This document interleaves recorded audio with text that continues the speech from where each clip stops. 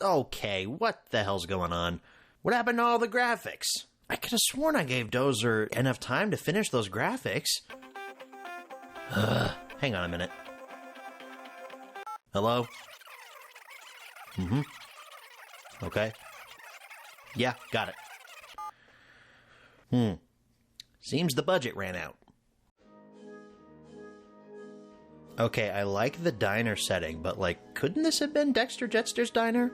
You know, we could see Dexter walk in. Obi-Wan! Ho ho! Like, I really would like a cup of Jawa juice right now. And what the hell's with the watermark? Is this unfinished? Yeah, it is. The fact that the watermark is even there is bad enough, but this is a serious conversation we need to have because you keep spending the budget on useless shit. What are you talking about? I usually only spend our budget when it's absolutely necessary. Most of it just happened to go to when Dave got his proctology exam back in October, but that's besides the point. Yeah, well, I can clearly see that you've spent the budget on more than just that proctology exam for fake producer Dave. Oh, really? How about you prove it to me? I'll believe it when I see it. You see this chart here? This shows every single thing that you've purchased with the studio budget within the past decade alone. I can see here that you really didn't use it for much other than the usual content back when the decade first began. But then when Dozy Vision suddenly popped up on the radar, suddenly you began blowing the budget way out of proportion. Really?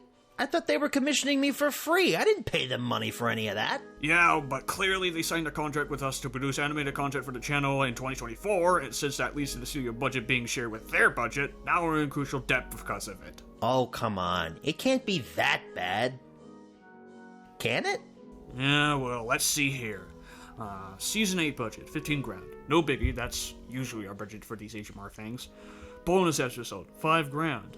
Funny, I didn't remember the studio ordering a bonus episode. Well, I kinda screwed up with the season finale because I picked dumb money thinking it was a comedy, so I decided to go back and fix it, and I thought since I'm the CEO, I'm allowed to do that. Shut it, the CEO has no part in this decision. Anyway, moving on from that, we have Dozy Vision segments for Thomas H. Mar, 20 grand, The Adoption of Lewis, $200, HMR 100 segments, 10 grand, plus an additional 5 grand for a fixed version where it's in sync with a YouTube link hidden somewhere within the 11-minute mark, Film Creel introductory test. Okay, I understand. Look, I know we've spent a lot of our budget on several things, but half of that wasn't even the budget money. You just mixed up me and Hope's finances with the studio's finances, and I made it very clear to keep those separate. But I don't make up the rules now, do I? The contract you signed back in November allowed us to invest in both your finances and the studio's finances. And if you looked really closely, you would have noticed that too. Huh? Your finances will be merged with the studio's finances. Son of a gun. Wait a minute, if I didn't know that beforehand, how come you're blaming me for it now? It's because we got a hold of your plans for the 2026 and 2027 seasons. We heard that you're doing a drama season of HMR next year to comply with the Dozy Vision plan to have a prophecy-themed episode centering around Patriots Day. Is that correct? I literally haven't planned anything for that. That isn't something that you should assume would happen, even though it probably is. Yeah, but I also know that you're covering at least 5 more modern movies from the 2020s decade before the season finale of Season 8, which is a fantasy film, not a sci-fi film. Easy mix-up. I don't blame myself for picking that. You know, I just thought we might want to steer away from superhero stuff for this season of HMR. Not to say the genre has gotten stale or anything. I just wanted to keep it a little bit different. The fantasy film in question is Barney's Great Adventure, mind you. Wait, what? And you also have another Thomas season airing after this new season of HMR, and the surprise you have for it is, very predictable. Betting you 500 grand will end on another Red Arrow like every other season. Now that's just a given. Even the scenario we're in right now. Look at this. This is supposed to be your May 4th special on the Star Wars prequels, and yet you're spending the budget on this cheap-ass scene of us arguing over the studio budget when clearly we had an actual plan for this beforehand. Man, you're wasting talent here. Look, I know you want to be on your A game this year, but you gotta try harder than that, Garrett. Without the effort needed, our budget is gonna drop more and more. We already lost the bare minimum color fillings, so you gotta try harder than that, Anakin. Yeah, okay. But... wait, Anakin? I'm not Anakin. Do I look like Hayden Christensen to you? I really don't have that devilish good looks that he has. How could you get that screwed up? What the hell?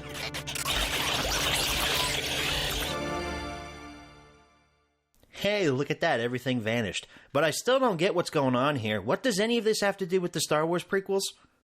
Okay, now there's words on the screen. Wait a minute. The words are what I'm saying. Hello? A galaxy divided, striking swiftly after the Battle of Geonosis. Count Dooku's droid armies have seized control of the major hyperspace lanes, separating the Republic from the majority of its clone army. Hey, writers, do you know what's going on here? I'm struggling to follow this sketch thing.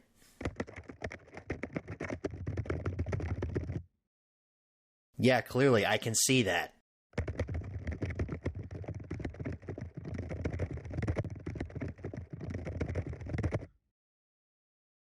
Well, you could just do some transition segments.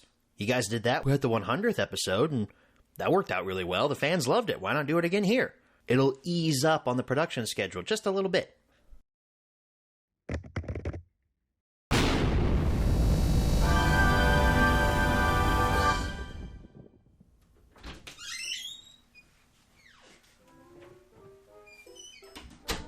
I have a bad feeling about this.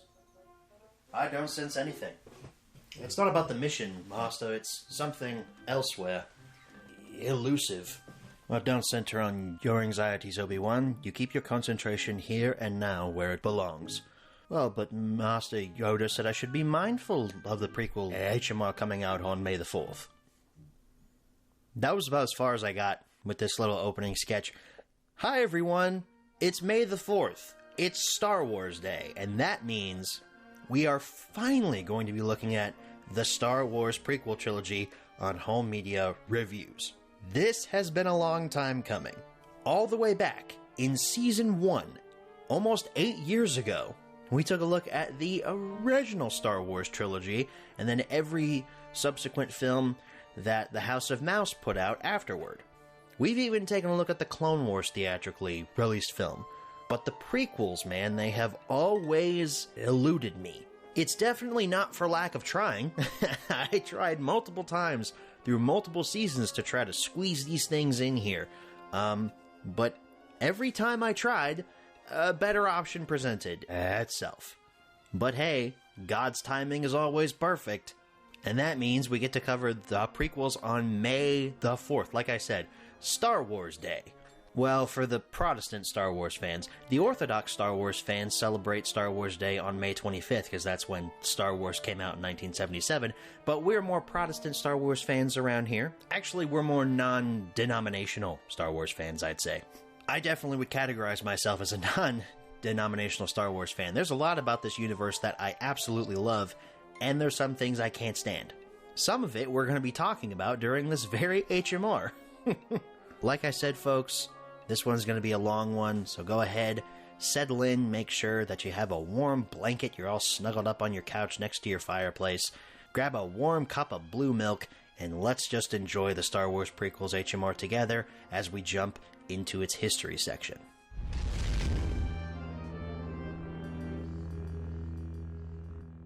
I feel the need to explain, for every multiple movie episode of HMR, how the rules work for multiple movie episodes.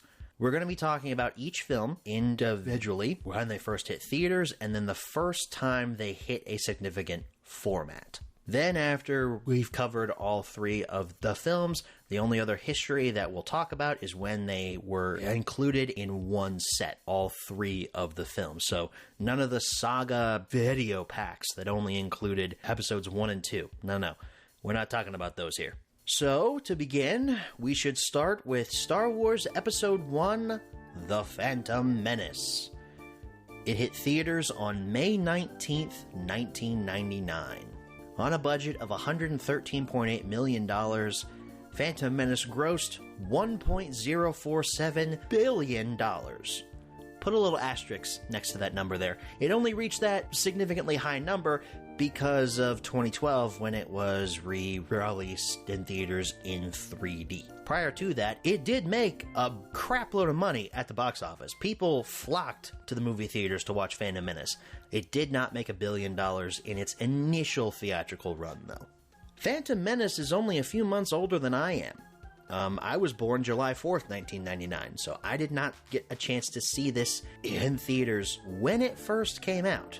Back in 2024, The Phantom Menace celebrated its 25th anniversary. And because at this point, Disney had stopped shunning the prequel movies, Back when they first bought Lucasfilm, they were doing everything they could to get people's minds off of the prequels, to the point where it was really annoying. They finally said, okay, fine, people like the prequels, let's embrace them, and let's re-release The Phantom Menace into movie theaters for its 25th anniversary. And you bet your ass I was there. That was such a surreal experience to watch The Phantom Menace in a movie theater. It was so fun. My wife and I had a really fun time while we were there. Yes, spoiler alert for later, it is the worst of the prequels, but I still had fun watching it in movie theaters. If you wanted to watch The Phantom Menace on home video, you had to wait quite a bit. Almost a full year. On April 4th, 2000, The Phantom Menace hit VHS for the very first time. And this was that funny period where full screen and widescreen was a thing. So The Phantom Menace had a standard full screen VHS as well as a widescreen collector's edition VHS set. But you'll notice there's no DVD here. You had to wait another year on October 16, 2001 to watch The Phantom Menace on DVD. Lucasfilm, props to your marketing strategy, because delaying the DVD release of this was a stroke of genius. Now, the VHS already sold like hotcakes, but the DVD? Holy crap, this thing sold a buttload of copies. Everybody wanted to watch The Phantom Menace on DVDs. They both broke records back when they first hit the market, but the DVD was only available in widescreen. Very forward-thinking of Lucasfilm. But most of the American public still had 4x3 televisions in 2001, so how in the world could you watch The Phantom Menace on DVD in full screen in 2001, Garrett? You couldn't. Unless you did some kind of weird hackery-trickery thing where you took your VHS and you recorded it onto a recordable DVD, which was a thing back in the early 2000s. Very rare, though. If you waited another full year, though, in 2002, alongside the physical release of Attack of the Clones, you could have picked up the full-screen variant of The Phantom Menace on DVD. Speaking of Attack of the Clones, that hit theaters on May 16th, 2002. On a budget of $115 million, the movie grossed $653.8 million at the box office. Kind of a steep decline there in terms of box office revenue. Phantom Menace was so popular back when it first came out, and then Attack of the Clones comes around, it's like, you know what, this thing's gonna make $300 million less than the first one. But unlike the major Hollywood studios that would get scared off by a $300 million loss, George Lucas said, well, I'm still gonna finish my prequel trilogy, so, I don't really care. Also, I'm gonna make Attack of the Clones the first movie to be shot entirely on digital. Yeah, this wasn't shot on film. Shot completely on digital. They did have to put it on film, though, to be able to show it in movie theaters, because in 2002, I think there was 10 theaters that could show digital releases?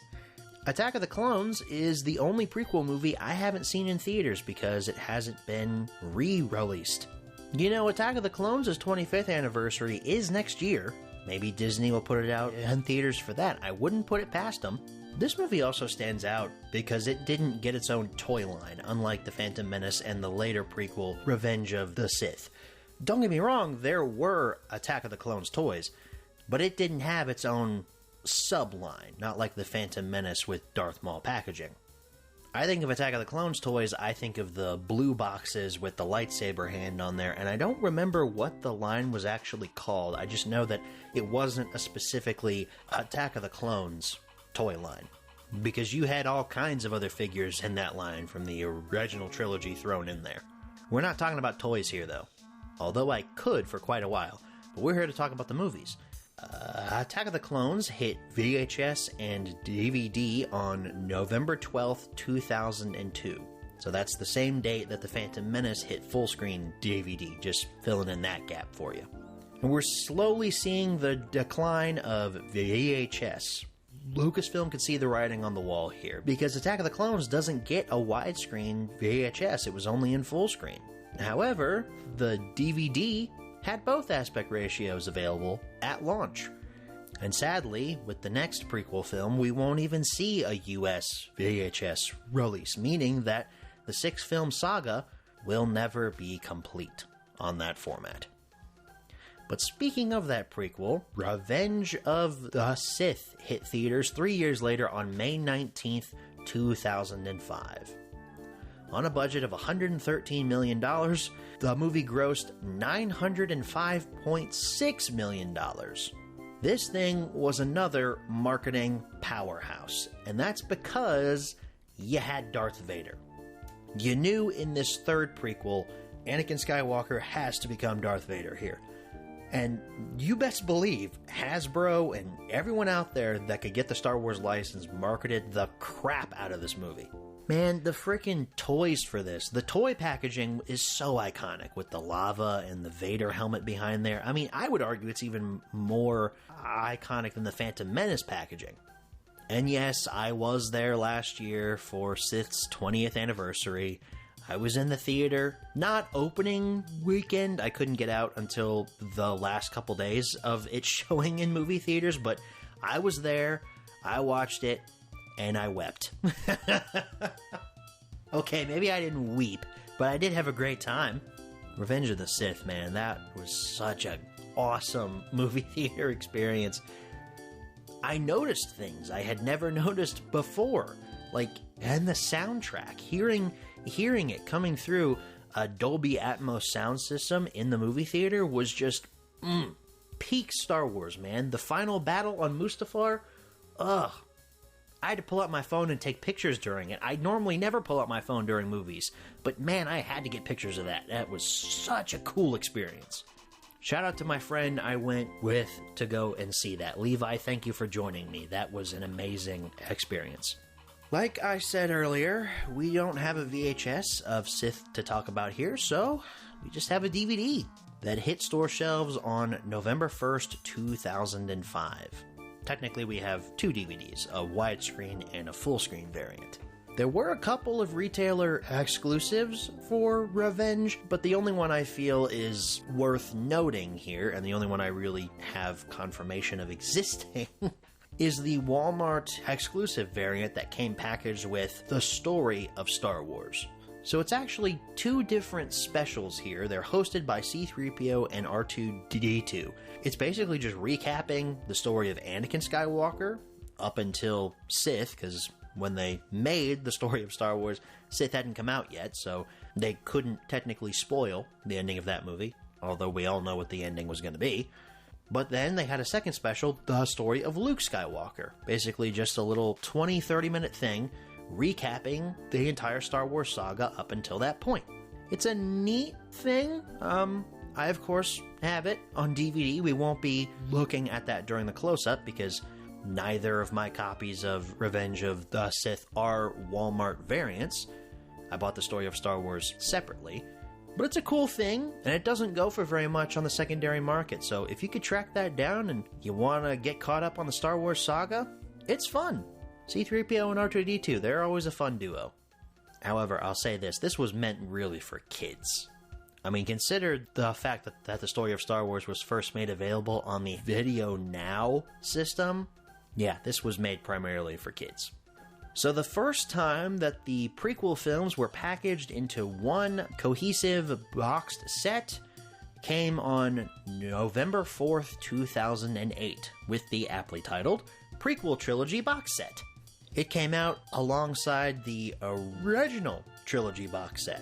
If you don't have this prequel trilogy box set, but you own all the other variants of the prequels on DVD, don't fret. You have this box set. You just don't have all of the widescreen releases of the prequels in slim cases or that piece of cardboard that goes on top of it. I have it, though, because I'm crazy. Lucasfilm then made us wait for quite a while to get Star Wars on Blu-ray. Blu-ray, by 2008, was the de facto format. Everybody wanted Star Wars on Blu-ray. Just like back in 2004, when Lucasfilm released the Star Wars original trilogy on DVD, they capitalized on that hype. They did the same thing here, making us wait until September 16th, 2011, when Star Wars The Complete Saga Blu-ray set hit store shelves. This, for the longest time, was the definitive box set of Star Wars. All of the films had been remastered, they look fantastic. Some say they look a little bit too colorful, like there's not really a filmic look to them. I prefer my colors being more bright and more saturated, so I like these Blu-ray transfers a lot. But not only that, you got a ton of bonus content. Not that the prequels was lacking in bonus content. Every single one of the prequel DVDs had a bonus disc in them that included copious amounts of bonus content, but here, in this Blu-ray set, you get even more that we hadn't seen before. If you wanted to be cheap, though, and just pick up either the prequels or the original trilogy, there was also a standard prequel trilogy box set that hit store shelves on September 16, 2011. There's Yoda poster art on this one, but you don't get the bonus disc.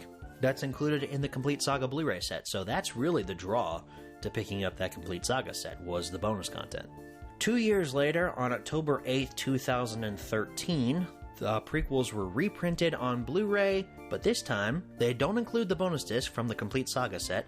They include DVD copies of the prequels, which was significant for back in 2013 because up until then, the Blu-ray cut of The Phantom Menace, that was the only way to see the new CGI Yoda model that replaced that weird anorexic-looking puppet that they used back in '99. Now, you can watch that Yoda on DVD. Hooray!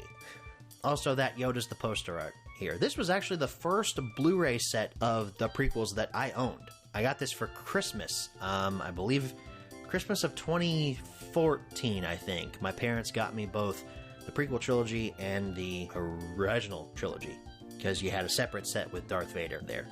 2 years after that, on October 13th, 2015, we got a reprint of the Complete Saga Blu-ray set with new artwork. Features Darth Vader there on the cover. I like the artwork more for this one, but I prefer the packaging of the first Complete Saga set. You'll see what I mean during the close-up section. Later on in 2015, there was also a holiday slipcover variant that kind of squeaked out like a fart in the wind. It was one of those stealth releases that happen a lot with Star Wars on home video. It just kind of showed up out of nowhere and then vanished.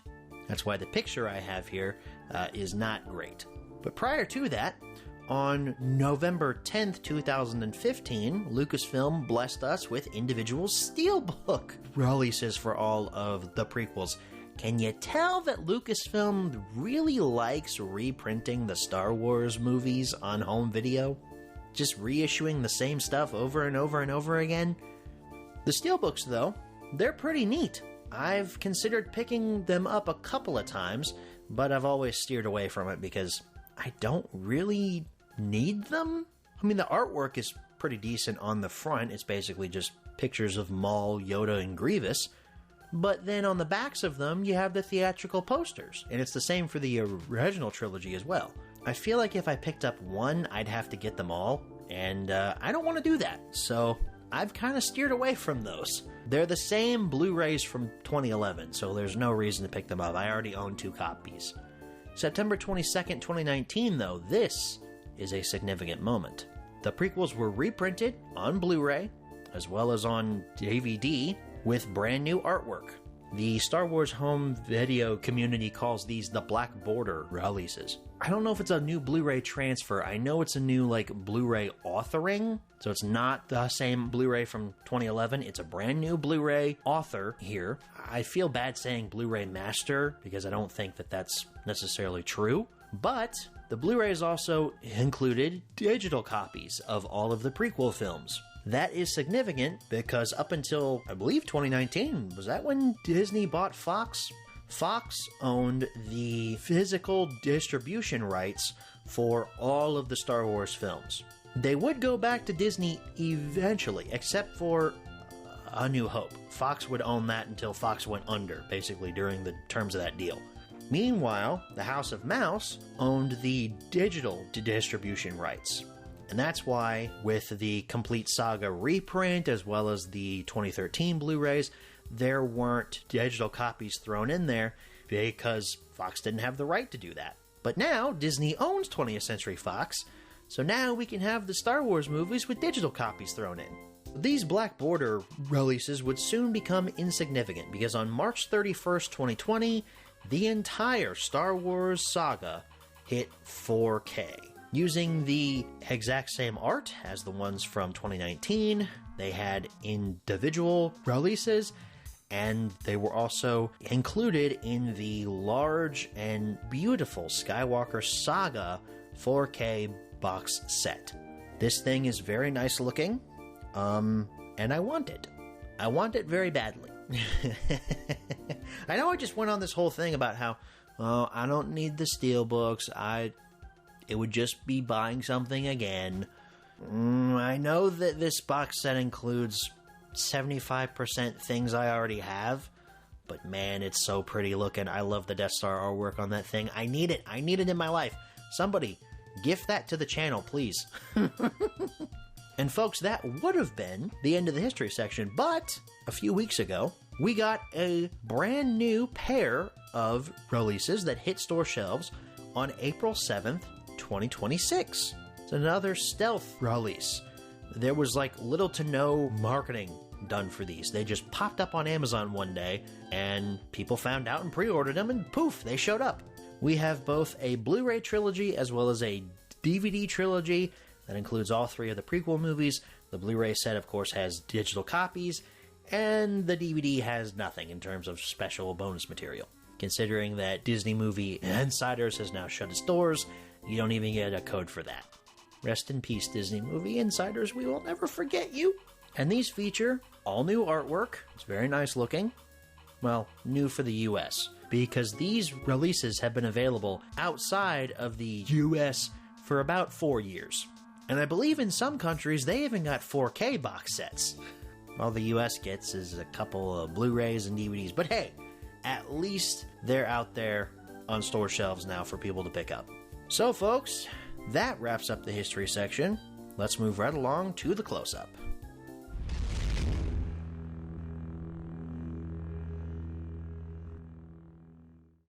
Alrighty everyone, here's your close-up look at the Star Wars prequel trilogy.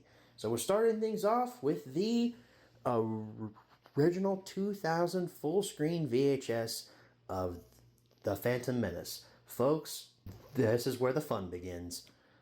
Up here at the top, you've got the film's logo with Darth Maul's eyes looking at you very creepily from behind there. I'll be honest, when I was younger, I never noticed that Darth Maul's eyes were staring at me there. But there they are.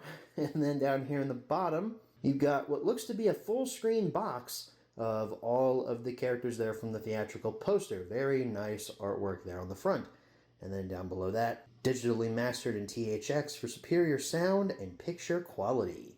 Not really sure what that means nowadays for VHS, considering this isn't superior sound or picture quality by today's standards, but it is fun and retro.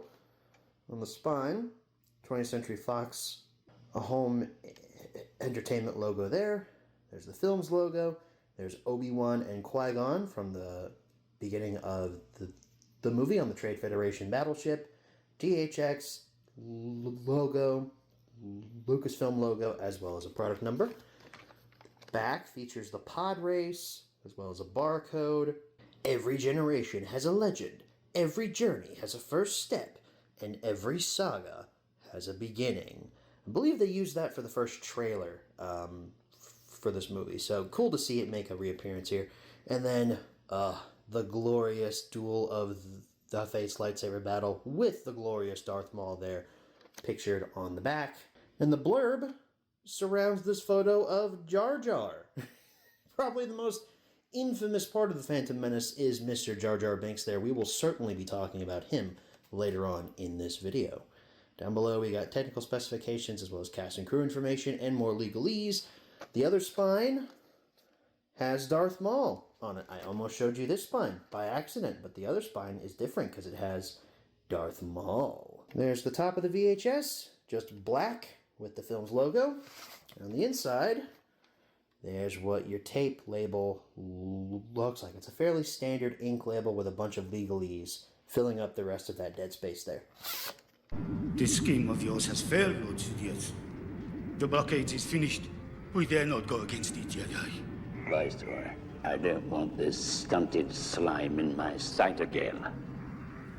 This turn of events is unfortunate. We must accelerate our plans. Begin landing our troops. My lord, is that legal? I will make it legal. If you wanted to watch The Phantom Menace on VHS, folks, a full screen copy was not your only option. This is getting out of hand because now there's two of them. I have the widescreen video collector's edition here to show you all. I found this at Half Price Books for the meager price of $1, and I believe it's complete. So that's one of the best finds that I have ever picked up in an actual physical store. This should look very familiar to you because it's basically just the theatrical poster here blown up into a bigger size. We've also got widescreen video collector's edition down there at the bottom. The digitally mastered in THX logo as well down there. I guess I can show you these side by side to show you just how big this box is compared to that little guy over there. So there's your size comparison. Let's go ahead and move that VHS out of the way here and take a look at the spines. Widescreen video collector's edition again. Here's the back that breaks down everything that's inside of this collector's set. Again, there's Darth Maul there. He was all over the marketing for this movie, considering how much screen time he has in it. It's amazing how much he was pushed in the marketing. The other spine looks exactly the same. This bad boy opens up like this. There is a mural up there on the top of the box. I'll show you that in a minute. However, underneath we have a little value book here, over $70 worth of cool Star Wars savings inside of this value book here. But if you'll notice, this bad boy has never been opened. You had to tear this little piece off to actually look inside of the value book. And I'm not going to do that because I think that's pretty cool that this hasn't been opened. So I'm going to keep it that way. Underneath the value book, we have a film cell. We just talked about film cells back with the Interstellar home media review just a few weeks ago. We've got another little film cell here. If you can see, my cell is little Anakin Skywalker there. From, I believe he's in the junk shop on Tatooine, in Watto's junk shop in this scene, I think. It's actually multiple film cells here. It's like a little piece of the movie itself. It's the same shot of little boy Anakin Skywalker there. And as you can see, they reused the same artwork from the full screen VHS of Obi-Wan, Qui-Gon, and Darth Maul. On the back, it's just nothing. Underneath that, we've got a little copy of the art of Star Wars Episode 1, The Phantom Menace. It's not the full art of book, it's an excerpt written by Jonathan Bresman, produced exclusively for the widescreen video collector's edition. So that's pretty cool. You get a little excerpt from the art of Phantom Menace book here. It's got some pretty neat concept art for a lot of the scenes in the movie here. I always love getting like physical art books included in collector's editions. It's really nice. And underneath all of that is the widescreen VHS itself. Very similar to the full screen VHS. Matter of fact, I'll throw that up here for comparison's sake. It does still have the creepy Darth Maul eyes looking at you from behind, but now we've got widescreen up there at the top, and the characters in the box have been rearranged to show that the movie's now in widescreen. That's a fun little detail. Also down there at the bottom, Special Collector's Edition printed just above that. The spine is virtually identical to the VHS, or to the full screen one, except now it's got widescreen written there. And the back is pretty much the exact same, except we don't have a barcode up there. The other spine still has Darth Maul on there. The top, the same. And the tape itself is pretty similar, except now we've got widescreen printed on it below the Star Wars Episode 1 logo there. This scheme of yours has failed, Lord Sidious. The blockade is finished. We dare not go against the Jedi. Viceroy, I don't want this stunted slime in my sight again. This turn of events is unfortunate. We must accelerate our plans. Begin landing our troops. My lord, is that legal? I will make it legal. Holding that VHS in there is just this little piece of cardboard here. It literally just pops right out of the case. And the mural on the top there is Theed, or at least the royal palace in the city of Theed on Naboo. Now comes the fun part where I get to put all of this back in its box. It's like a puzzle. You have to put it back in the exact right order or else it won't close all the way. Ordinarily, I'd move on to the next format with the Phantom Menace, but we have got a lot of other DVDs to look at here, and we only have one more VHS. So we're going to stick with just VHS for right now. In 2002, your one option to watch Attack of the Clones on VHS is this guy. Just a full-screen VHS copy of Attack of the Clones. No big video collector's edition like with Phantom Menace. You just get this flimsy little full-screen VHS copy. That shows how much power VHS had in the market back in 2002. Lucasfilm saw the writing on the wall here. Up here at the top, Star Wars Episode 2, Attack of the Clones. No creepy Darth Maul eyes. I guess maybe they could have put Dooku's eyes on here looking at you. Underneath that, your film poster is once again in a box. I guess denoting that this is full screen. I do like this artwork. I like all the artwork for the prequels. It's really good stuff. You got digitally mastered in THX for superior sound and picture quality. Again, another really nice poster. It matches the full screen VHS of Phantom Menace. You know, it would be nice if my camera would focus. Come on, buddy. Come on, focus up. There you go. So on the spine, you got 20th Century Fox, the film's logo, as well as Anakin Skywalker from the duel with Count Dooku there. You can tell because he's got two lightsabers. THX and the Lucasfilm logo. No product number, though. The back features a barcode, as well as a tagline, "The Saga Continues." You've got a big screenshot from the Battle of Geonosis, making up most of the back here, as well as a screenshot from the fight with Jango Fett on Kamino. And then the blurb forms around this picture of Yoda with his lightsaber out. Then down at the bottom, you've got legalese, technical specifications, cast and crew information, all the fun stuff that we just absolutely adore here on this channel. And the other side features the bounty hunter Jango Fett. And then on top, just the standard Attack of the Clones logo there. And on the inside, my copy actually came with this little piece of promo art there. It advertises the VHS of the Phantom Menace, as well as that Star Wars Trilogy box set that I was talking about earlier. So I guess this did come out in 2002. And then on the other side, you've got the widescreen release of the Phantom Menace on DVD, as well as the widescreen release of Attack of the Clones on DVD.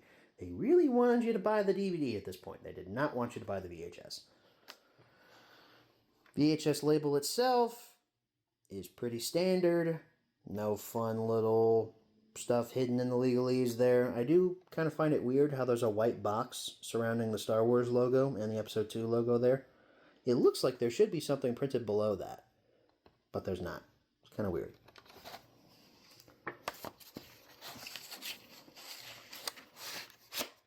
What can I do for you? You can tell me what this is. Wow! What do you know?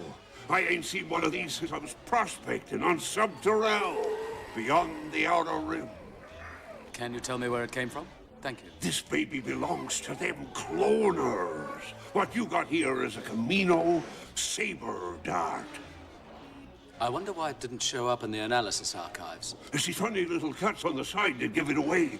So as far as the prequels on VHS goes, that's it. There was no US VHS release of Attack of the Clones in widescreen, and there wasn't one of Revenge of the Sith in full screen or widescreen. Now, before someone yells at me, in the comments, oh, but Garrett, I can go to eBay right now and pick up a US VHS copy of Revenge of the Sith right now. That is a custom. People out there are selling custom VHS tapes of Revenge of the Sith with really well printed artwork that does a great job at mimicking what the experience would have been like back in 2005 had that movie got a VHS in the US, but they're not real. They are custom and technically bootleg releases. I prefer to call them customs. Bootleg has kind of a negative connotation to it. And poof, just like that, VHS is gone, and we have now entered into the world of the DVD. Lucasfilm really embraced the DVD format, and they did it relatively early. They didn't do it as early as people would have wanted them to, because the very first release of any Star Wars media on DVD was not the classic trilogy. It was The Phantom Menace on widescreen DVD, not full screen. People didn't have widescreen televisions back in 2001 when this came out, so this was really cutting edge for the time. Up there on the top, every saga has a beginning in gold. Star Wars Episode 1, The Phantom Menace. You've got that classic artwork taken from the VHS, and then digitally THX mastered all the fun stuff down there. At the bottom, this is instantly nostalgic for anyone who grew up like in the early 2000s, whose family owned at least one copy of this. On the spine, 20th Century Fox, Star Wars, The Phantom Menace with the big number 1. Down at the bottom, THX digitally mastered, Lucasfilm logo. The back features the same pod race scene from the VHS, but here at the top, you have a breakdown of your 2 discs. These were 2 disc sets, y'all. This is amazing. Up there at the top, there's a barcode and a breakdown of what's on the first disc. The special features are on the second disc. And over here on the side, a screenshot from the menu. I don't really know why it's the menu, but okay. And then the blurb and technical specifications and all the fun stuff is down there. Open this bad boy up here. We do get a pamphlet. We'll take a look at that in just a minute. The first disc, that includes just the film, is of course Darth Maul. And then the second disc is the duel of the Fates fight. The pamphlet looks like that from the front. And on the inside, get the most out of your Episode 1 DVD with these special features. And it's just a breakdown of all the various special features that are included on the second disc, as well as that same picture of the Royal Palace in Theed from the widescreen video collector set. And the back has chapter markers. So back in 2001, if you wanted to watch The Phantom Menace in full screen, you had to own a VCR for that. But if you held out just a little bit longer, in 2002, Lucasfilm finally said, okay, fine, we'll give you The Phantom Menace on full screen DVD. Here it is. They look fairly similar, don't they? But this one has full screen up there at the top in blue. You couldn't mix this up with the widescreen variant. I'll just say that. Blue is such a weird choice of color for these, but you couldn't mix this up with the widescreen variant. The gold just looks so good on this, and then you just have blue there. I mean, okay, it's a choice. The spine, pretty much the same. The back is pretty much the same as well, except up here you have a little thing down there denoting that this is a pan and scan release to make this full screen. And then on the inside, I did not own this in childhood, so mine doesn't have a pamphlet, bought it used. You do have your disc. First disc is Darth Maul, of course, but this one says full screen on it. And then the second disc has the saber fight. 2002 was actually a huge year for Star Wars on DVD, because not only did The Phantom Menace hit in full screen, but Attack of the Clones also hit on DVD in widescreen, baby, with that glorious gold coloring there. And this time it says widescreen, not just some weird tagline. They never changed that For Phantom Menace, by the way, they never changed that to say widescreen. It always says every saga has a beginning. Kind of odd. There's your gold bar denoting its widescreen. Same artwork as on the VHS. Very nice artwork, I may add. THX digitally mastered. Spine looks similar to the Phantom Menace. Big 2 down there at the bottom. The back features a breakdown of what's on both of your discs. Barcode. Not a screenshot of the menu. Screenshot of Yoda taken from the VHS. Different artwork for the Battle of Geonosis there on the back. Blurb about the movie, as well as technical specifications and all the fun things that we love here on Home Media Reviews. On the inside, a pamphlet. But your first disc has Jango Fett and a bunch of clones behind him. The other disc has Mace Windu, Obi-Wan Kenobi, and a bunch of Jedi, presumably in the Geonosian arena. Your pamphlet, I could get it out without damaging it. Oh, I forgot my copy had this. Little piece of promo art there. Experience the saga from the beginning, advertising the Phantom Menace on widescreen DVD. And then a breakdown of all the special features there on the back. That's fun. But the pamphlet that's included here has got Yoda there on the front with a bunch of Jedi behind him. On the inside, get the most out of your Episode 2 DVD. Same setup as the Phantom Menace's pamphlet there, breaking down all the fun documentaries that are included on your second disc, as well as a bunch of clones. A clone standing there right behind Count Dooku. Kind of spoiling who ordered the clone army there. If you didn't know that Count Dooku was Darth Tyrannus, you kind of know that now. And then on the back, chapter markers with Anakin and Padme, again standing in front of a large group of Jedi. Presumably most of them are dead now, because a lot of Jedi died during the first Battle of Geonosis in that arena. A lot of Jedi died. To accompany that widescreen DVD in 2002, full screen variant in blue once again. Exactly the same artwork as the widescreen variant, just now blue full screen there, and blue THX remastered logo down there. This is actually the copy my brother owned when he was really into Star Wars when he was younger. My brother was way more into Star Wars than I was when I was a kid. He had all the action figures, he owned all the movies on DVD and stuff, and this was actually a copy that he got for Christmas one year. I don't know why the family member who bought it for him bought it in full screen. The spine, the same as the widescreen DVD. The back, now it says pan and scan, aspect ratio 1.33 by 1. Barcode, special features list, disc 1, all that fun stuff. Same picture of Yoda, same Battle of Geonosis. All the fun blurb and legalese, technical specifications, all that good stuff down at the bottom. Inside, hey, the pamphlet's actually intact in this one. Nice. Over here, though, the disc artwork is exactly the same, except now it says full screen down there at the bottom. Same thing with the special features disc, except you don't have full screen on there. And the pamphlet is presumably exactly the same as the widescreen variant. Yep, exactly the same. Okay, Phantom Menace and Attack of the Clones, you two have had way too much love so far on physical media.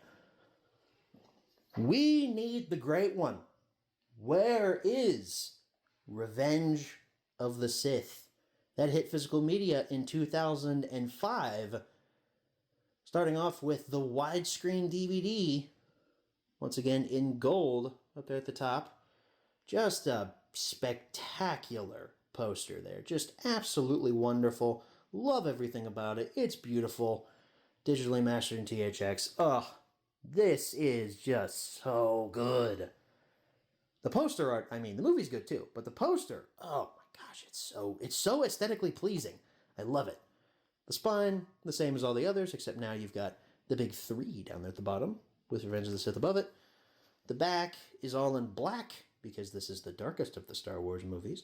Now, Disc 1, Disc 2, special features, This one denoting its widescreen, barcode, screenshot of Commander Gree, Yoda, and Chewbacca there on Kashyyyk, and then the Battle of Coruscant down there at the bottom with a bunch of legalese, a blurb, technical specifications, yada yada yada. Can you tell I'm running out of things to say here? The inside, again, the discs, oh my gosh, the first disc here with Vader, perfection. This one actually says widescreen on it. Interesting they had to finally note that. And the other disc has Yoda. And then here's your pamphlet. Kind of ironic that it says here the saga is complete. It's not. There's 3 other movies out there, despite what some fans would say about them. But you got that iconic shot of Obi-Wan and Anakin fighting on Mustafar that never actually appears in the movie. There's a shot that's similar to it, but this specific shot doesn't ever appear in the movie. People forget that. It was used in the marketing a lot, though. The inside, get the most out of your Episode 3 DVD with these special features. There's Darth Vader being created there, along with a comprehensive list of all the special features that are included on the second disc. On the back, chapter markers against a backdrop of Mustafar. This was the early 2000s, so with a widescreen there must come a full screen. And there was indeed a full screen of Revenge of the Sith on DVD. This is the copy my parents owned. Right here. It survived all these years. Full screen up there at the top. Same poster art. It still hits all the right notes. It still looks great. It looks weird against a blue backdrop, though. It looks way better in gold. Spine, Revenge of the Sith, again with the big 3. The back, exactly the same, except now it says Pan and Scan up there. Inside, oh, Mom and Dad, you didn't take care of the pamphlet? Oh, come on, guys. However, the disc artwork is exactly the same as on the full screen, or as on the widescreen, excuse me. Now it says full screen down at the bottom. And the second disc is the same. I don't have any of the random exclusives that came with Revenge of the Sith. You could have got like a collectible coin with it or something. There was one copy that came with the Story of Star Wars bundled in. I do have that DVD, but I don't have that specific pack, so I'm not showing it here. What I do have, though, is the elusive 2008 Prequel Trilogy DVD box set. Not nearly as rare as the 2008 original trilogy box set, but this was the one that was released to coincide with that. Up there at the top, widescreen, there's the big Vader head behind Obi-Wan and Anakin fighting. And then you got some starships battling from the Battle of Coruscant. This is very Revenge of the Sith heavy, isn't it? Now at the bottom, Star Wars Prequel Trilogy, Episode 1, 2, and 3, digitally mastered in THX. The spine, widescreen once again, Lucasfilm logo, Prequel Trilogy, all of the movies listed down there at the bottom. This red bar here that continues from the front, 20th Century Fox logo, THX logo. The back looks exactly the same as the front. This did have a J card that went on top of it that had like a barcode and stuff on it, but I bought this used, as you can probably tell, so mine didn't come with that. Take off this little slipcover here. Again, bought it used. It's not in the best shape. I'm trying to keep it as pristine as I can, though. But on the inside, it's literally just the widescreen variants of all of these DVDs repacked into slim cases now. That's fun. There's the Phantom Menace. Like I said, they never updated the artwork. It still says every saga has a beginning. Kind of bugs me there. Wish they would have changed it to widescreen. Slim case there. My camera is not going to focus for that. The back has the exact same artwork as the original DVD, so it still has the screenshot of the menu. And on the inside, your discs are the exact same. Same deal for Attack of the Clones.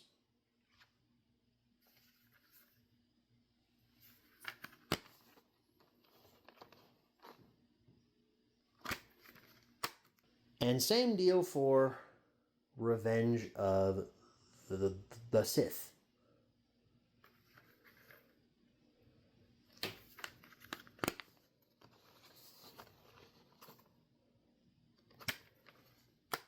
You'll notice how I was completely silent while I was showing those DVDs because I have nothing to say about them. They're the exact same releases as all of the original ones from back in 2002 and 2005. I guess 2001 as well. So that's the prequel trilogy on DVD. At least the original prints of the prequel trilogy. I know there's new releases that you could have picked up in stores back in like 2019 and 2023 and stuff like that. There's actually a new box set in stores right now that you can pick up. Alright folks, here is the monumental release of all of the Star Wars movies. The one thing every fan wanted, after we got the Star Wars movies on DVD of course, is Star Wars on Blu-ray. And once again, Lucasfilm made us wait. Which worked out really well for them, because making us wait meant that they sold a crap ton of this Blu-ray set. Star Wars The Complete Saga on Blu-ray from 2011. We have seen this back in a supplemental that I did a few years ago, back when I first picked this up. Bought it relatively cheap, used. This is actually the Blu-ray set I really wanted. Back in I think 2013 was when I was starting to get into Blu-ray. And this is the set I asked for, but back then... And this is the set I asked for Christmas that year, but this was really expensive back then. Not so anymore. This can be found for pennies on the dollar now. But back then, this was very, very sought after. You got Star Wars The Complete Saga. There's Anakin and Luke walking in two separate directions on Tatooine. Very nice poster art here. The spine, it looks very premium. From the spine as well. It mimics the Indiana Jones set that came out within the same time period. And on the back, this of course did have a J card that showed everything that it came with, but I don't have that J card. Never had it. I bought it used. And you got the Lars Homestead back there. And I think that's Obi-Wan, right? Slide this out of its very hard, of its very tough slipcover there. Very nice, very premium feeling. And on the inside, same artwork as on the front. Same spine artwork, same back artwork. But it's like a little book. It's like a booklet here. You open it up. There's the first movie, The Phantom Menace, with Darth Maul there. Really nice new concept artwork drawn for all these movies here. There's The Phantom Menace's Blu-ray disc. Slide in there, back in the page. Next movie, Attack of the Clones, with Anakin and Padme there after Anakin wakes up from the nightmare about his mom dying. And there's your Blu-ray disc. And on the other side, you've got Anakin Skywalker there.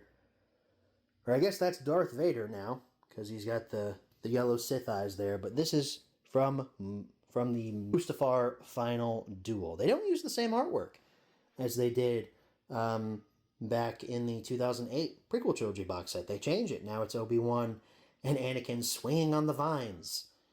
Yeah, that lightsaber duel. It's really good, but it does kind of go on a little too long. But that's getting into thoughts about the movies. We'll talk about that later on. So skip those other three movies. Yeah, there's nothing special about those. Here we go. Bonus Disc 1. This includes just special features about the prequel films. Episodes 1 through 3 archives. Chock full of special features there for the prequel films. And on the other two discs, it's episodes 4 through 6 archives. And then that's Star Wars spoofs. Who cares about that? And on the back, really nice character poster here. Had this up in the guest room of my parents' house for a long time there. Love that poster. You got a Guide to the Galaxy here. This is pretty much just a little booklet telling you about all the special features that are included in all of the bonus discs. And they're broken down by planet. As far as physical releases of Star Wars, And in terms of bonus content, this is the definitive set to pick up. It has the most bonus content that you'll ever see in your life. It's wonderful. 2 years after that, in 2013, we were graced with 2 Blu-ray sets.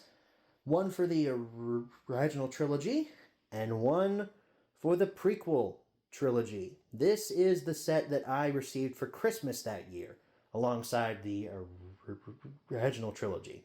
And despite me upgrading to this, I held on to this because it's special to me. It's really nice. Plus, it includes the Blu-ray cuts on DVD. That was a big deal back in 2013. You couldn't watch the Star Wars Blu-ray cuts on anything other than Blu-ray, but now you can watch them on DVD. So that's fun. Yeah, Yoda up there on the front with his lightsaber out. He looks like he's getting ready to... He's going to get you... jump around like a frog, I will. Yeah, it's Star Wars Episode 1, 2, and 3 listed down there on the bottom. It's a nice poster. It mirrors the Darth Vader one for the original trilogy very well. The spine, Lucasfilm logo, 20th Century Fox, Star Wars Episodes 1, 2, and 3. Blur disc logo, DVD logo. The back features a breakdown of everything that's included here. You've got a blurb about the prequel trilogy, as well as a barcode, and then screenshots from Phantom Menace and Attack of the Clones. Nothing from Sith. That's annoying. 6-disc set includes all 3 of the films. Your special features, you actually do get some special features here. It's basically just new audio commentaries. But hey, at least you get some. Slide out this little slipcover here. Looks exactly the same. From the front, from the spine, and from the back. Except now we got a new screenshot there of little boy Anakin Skywalker. That's 3 from Episode 1, 1 from Episode 2, none from Episode 3. On the inside, your discs are repacks from 2011. There's Episode 1, Episode 2, and Episode 3. But now, you've got DVDs for all of them. So there's Episode 1, Episode 2, and Episode 3. I understand why they didn't take the bonus discs from the original trilogy and the prequel trilogy and pack them in to these sets, because that would lower the value of that one. However, that would have been really cool if they'd have done that. We're reaching the end, folks, I promise you. We've only got one more copy of the prequels to look at here. It's another Blu-ray release.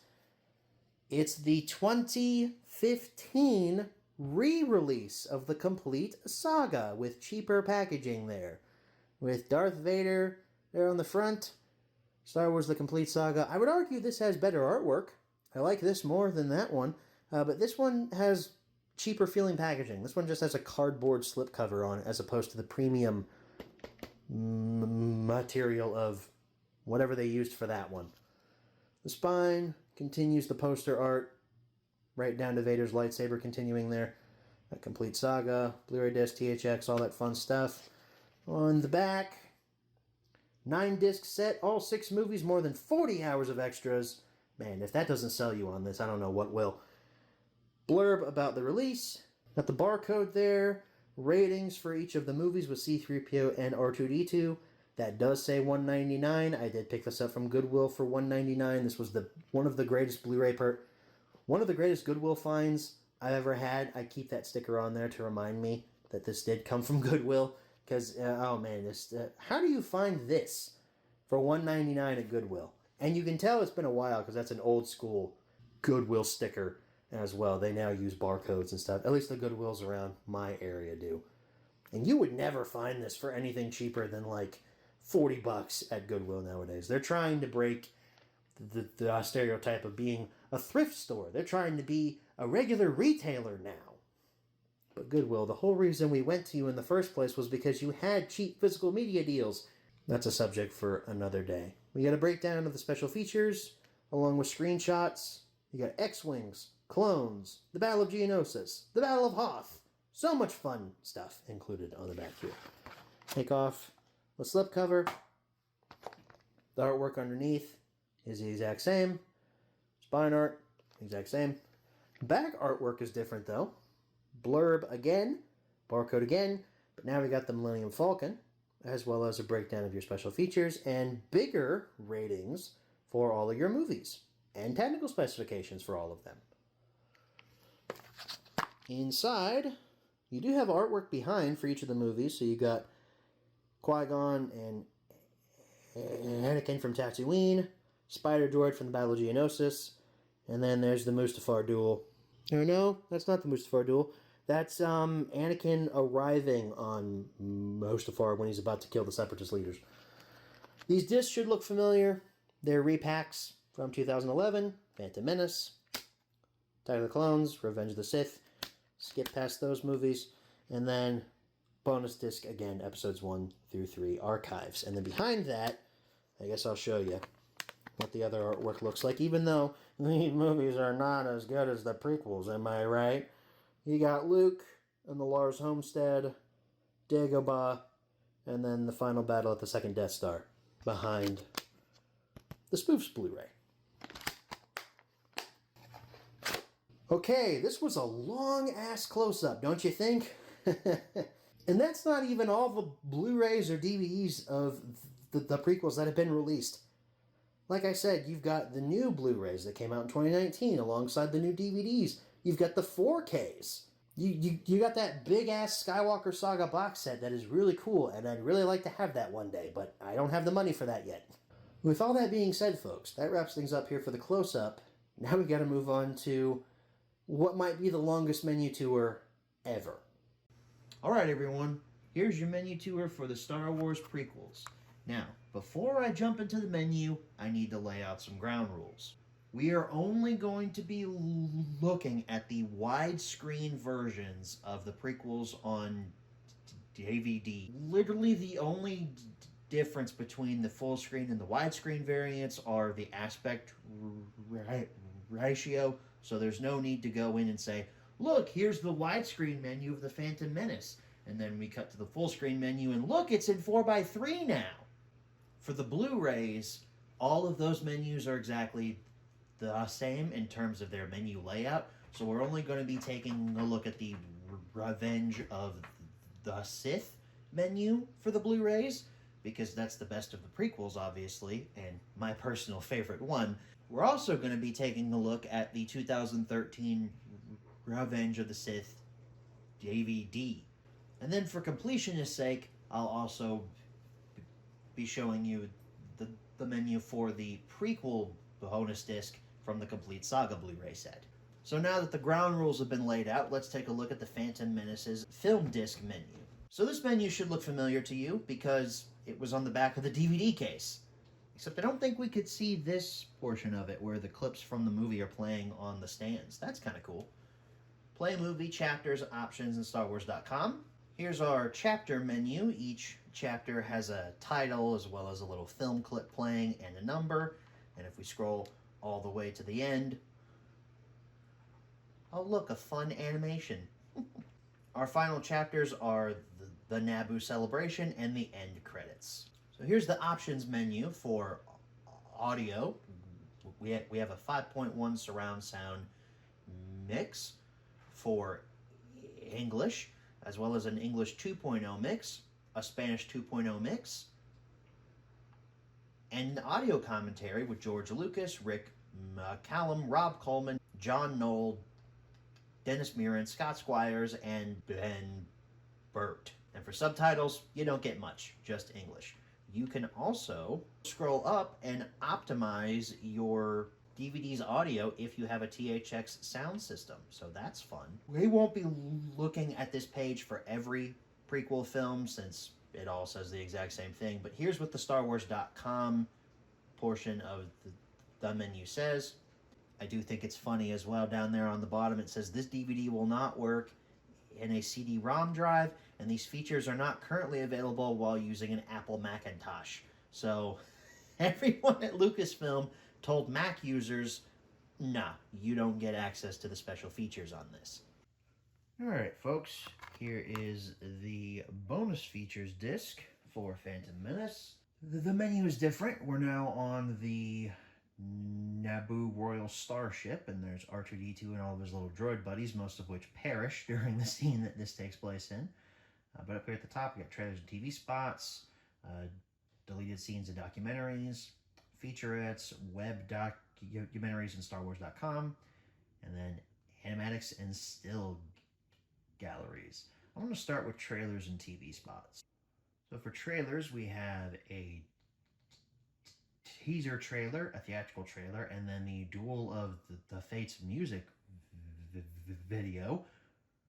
And then for TV spots, we have two groups of them. We have Tone Poems, One Love, One Dream, One Destiny, One Will, and One Truth. And then over on the other group is titled Adventure. We have The Saga Begins and All Over Again.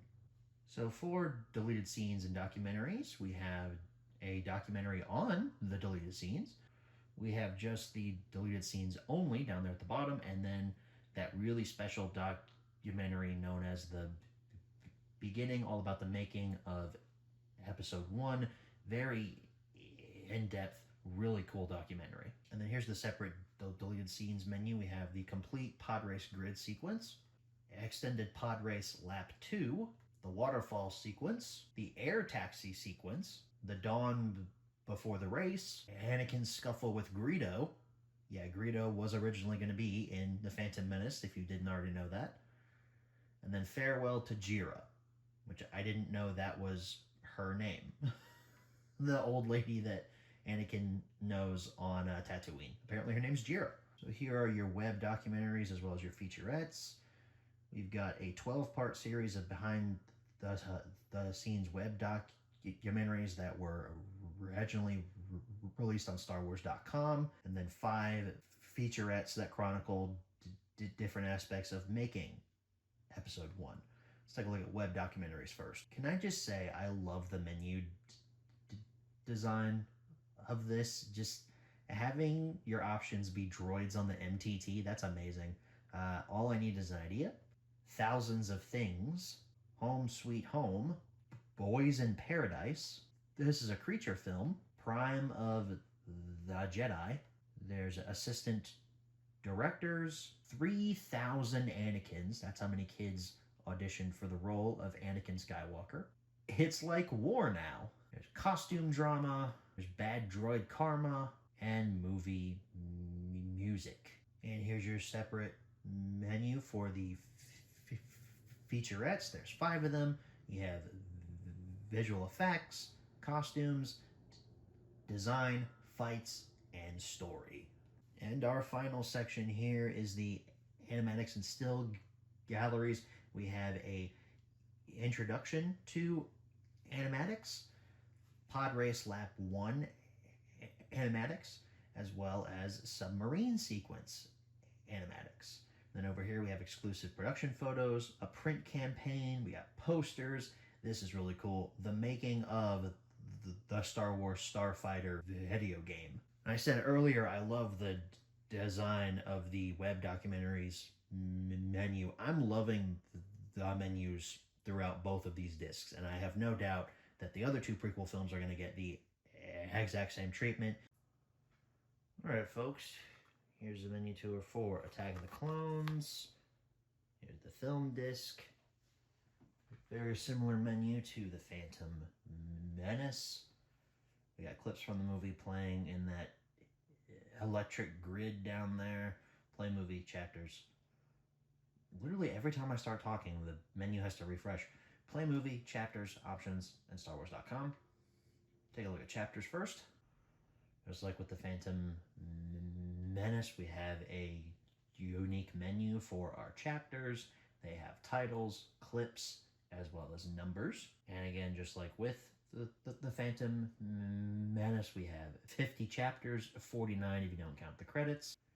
Here is your options menu. For the audio options, we have a 5.1 English mix, a Spanish 2.0 mix, a French 2.0 mix, and audio commentary with George Lucas, Rick McCallum, Rob Coleman, Pablo Hellman, John Knoll, Ben Snow, and Ben Burt. And then for subtitles, we just have English. You can also optimize your audio performance if you have a THX sound system. But here's the menu everyone wants to really see is the second disc with all of the bonus content on it. We are in the Jedi Temple archives here. We have theatrical trailers and TV spots. We have documentaries, deleted scenes, there's featurettes, there's web documentaries. We have still galleries and Dax's kitchen, as well as a little thing for StarWars.com. We're going to take a look at theatrical trailers and TV spots first. We've got 3 teasers here, Breathing, Mystery, and Forbidden Love, and then a theatrical trailer, Clone War. And we also have a Across the Stars music video.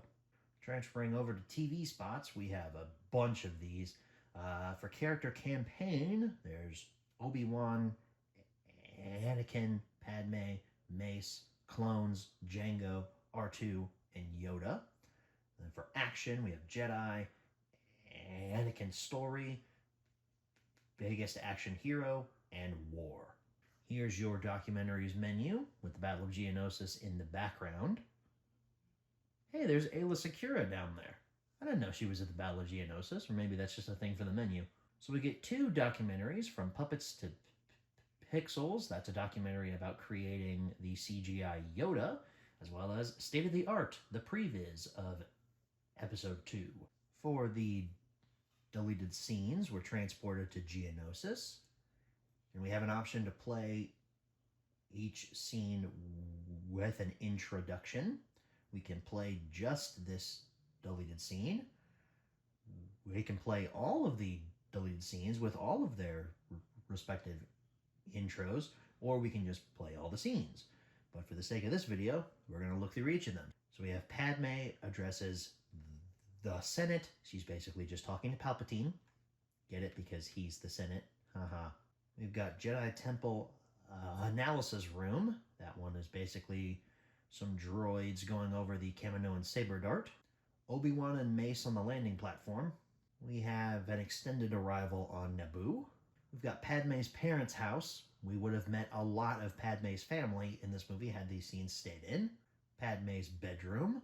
Dooku interrogates Padme, a scene that I really wish would have stayed in the movie. It makes the jump from Anakin and Padme being captured to them then being thrown into the Geonosian arena a lot cleaner, as well as Anakin and Padme on trial. I guess this one could have been reinserted back into the movie too. Either or. For featurettes, we're here on Kamino now. We get 3 of them: story, love, and action. And here are your web documentaries. Here we go again. Wedgie 'em out. We didn't go to the desert to get a suntan. Trying to do my thing. A twinkle beyond Pluto. It's all magic. Revenant to the next level. A jigsaw puzzle. Buckethead. We're good to G.O. P19. And Reel 6. And here we are for what I've been most excited for, Dex's Kitchen. But first we got some still galleries. We have exclusive production photos, one-sheet posters, as well as an international outdoor campaign. Films are not released. They escape.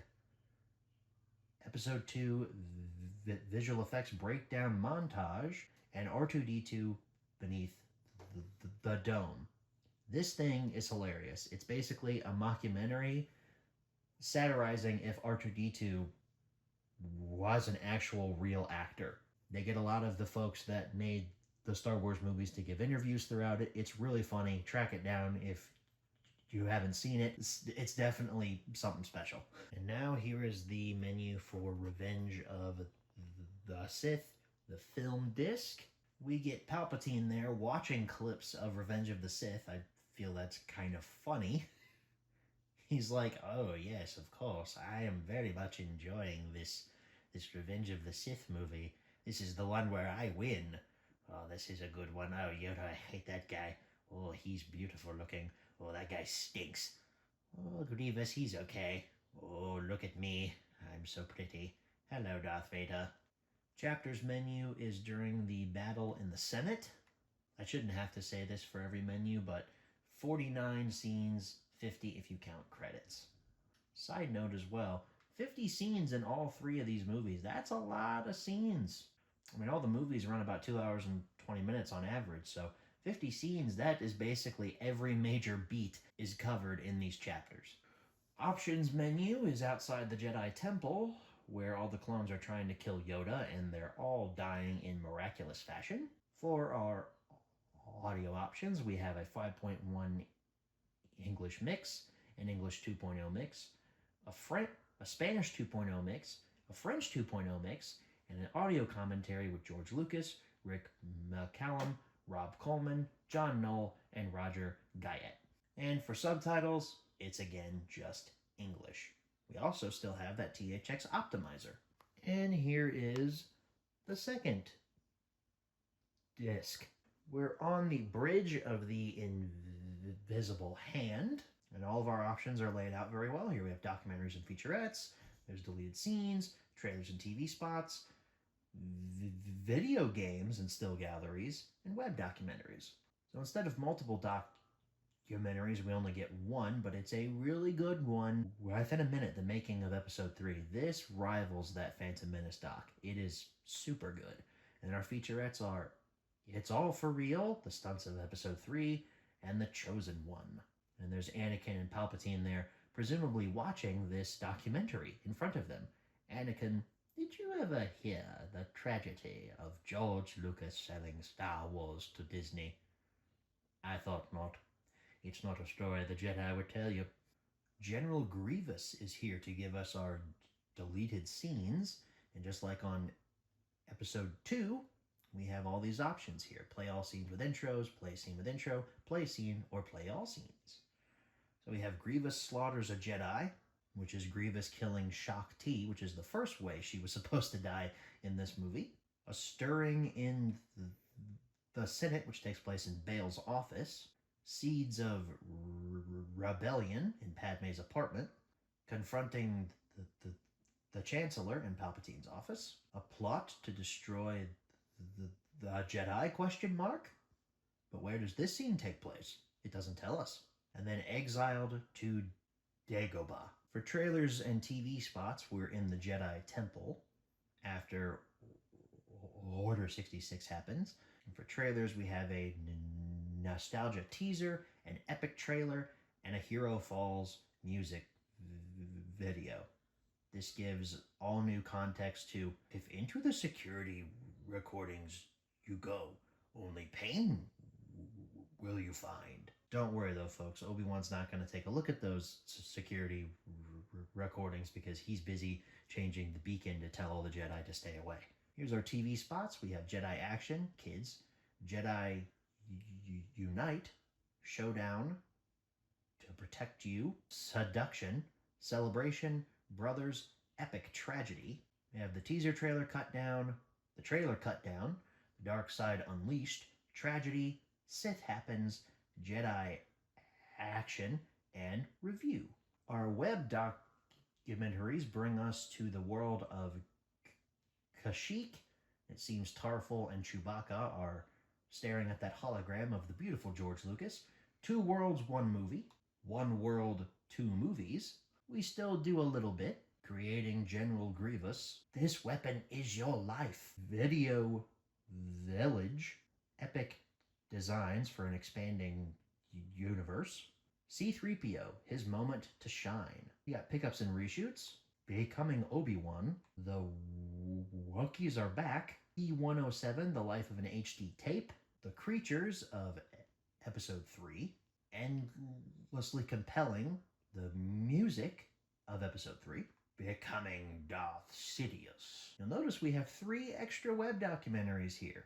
And then on this last page here, this one is always kind of like a catch-all thing. It's video games and still galleries with a weird CGI model of Darth Vader staring us in the face. This is cool, though.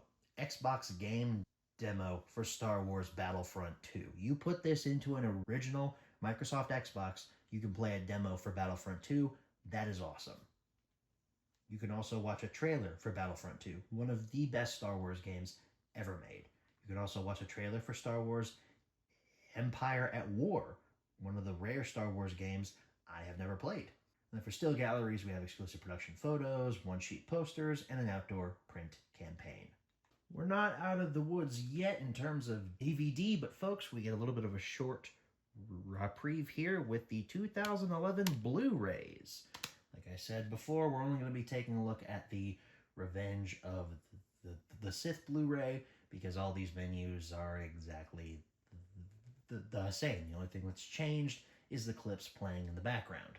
Our options are there on the bottom: play, setup, search, and commentaries. So in the setup menu for audio, we have an English 6.1 track, an English 5.1 track, that's descriptive audio, Spanish 5.1, and a French 5.1, as well as a French 5.1 DTS soundtrack, a Portuguese 5.1 soundtrack, and then that's a little bit of a spoiler for later, as well as another spoiler. We'll talk about that when we get to the commentaries menu. For subtitles, we have English, Spanish, French, the Netherlands, and Portuguese, Suomi, Svenska, Norsk, we have Danks, and then another spoiler there. Seems like all those commentaries are also in the different languages that are available on the Blu-ray disc. For scenes, I believe these are the same as the ones on the DVD. I don't think they changed these chapters at all. I remember Star Wars movies always having a crap ton of chapters. If we scroll to the end, yep. I believe they're all the same titles as well, because A New Hope, The Future of the Twins, I think all that's the same. And bookmarks, no one knows how those work, so we're not going to concern ourselves with those. Commentaries, these are the only piece of bonus content you get on the film Blu-rays. We have an audio commentary with George Lucas, Rick McCallum, Rob Coleman, John Knoll, and Roger Guyette. That's the same commentary that you could have found back on the 2005 DVD. And then we have archival interviews commentaries with a bunch of people. So these archival audio commentaries are basically featurettes, interviews and stuff that they have converted to audio and thrown into random points throughout the movie to get a different experience while watching it. You can see there we got pieces from Christopher Lee, Sam Jackson, George Lucas, Ian McDiarmid, Tamora Morrison, Jimmy Smits, Natalie Portman, Silas Carson, everyone's favorite guy, Silas Carson, or woman, not too sure. Oh no, the evil DVD is back to rear its ugly head once again. I guess I didn't need to show the DVD of this because the menu's practically the same. The only thing that's missing is the commentary.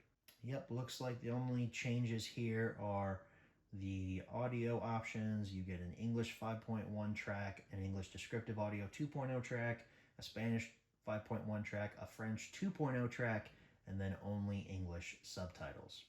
Or no, Spanish subtitles as well. Excuse me. And then since it's a DVD, you get a whole other separate page here for the setup options. Okay, we just took a quick detour there, folks. We're back in the realm of Blu-ray with the prequel bonus disc from the Complete Saga Blu-ray set. Menu should look immediately familiar to you. It's just colored yellow on the little cog there on the bottom, and you can select your bonus content based on what film you want to see. So we'll select episode 1 first. So just like with the original trilogy bonus disc, which we took a look at a few years ago in a supplemental episode, all your bonus content is broken up by planet. So our first page has Naboo and Tatooine. For your bonus content on Naboo, we have interviews, deleted and extended scenes, the collection, which is a bunch of 3D models, and then a concept art gallery. We have a overview of all of the interviews, and then a Liam Neeson interview. For deleted and extended scenes, we have trash talking droids, the battle is over, and Anakin's return. And I believe these are all new deleted scenes. These weren't available on the bonus disc from back in 2000. I want to look at these 3D models in the collection real quick. I've never actually done this before.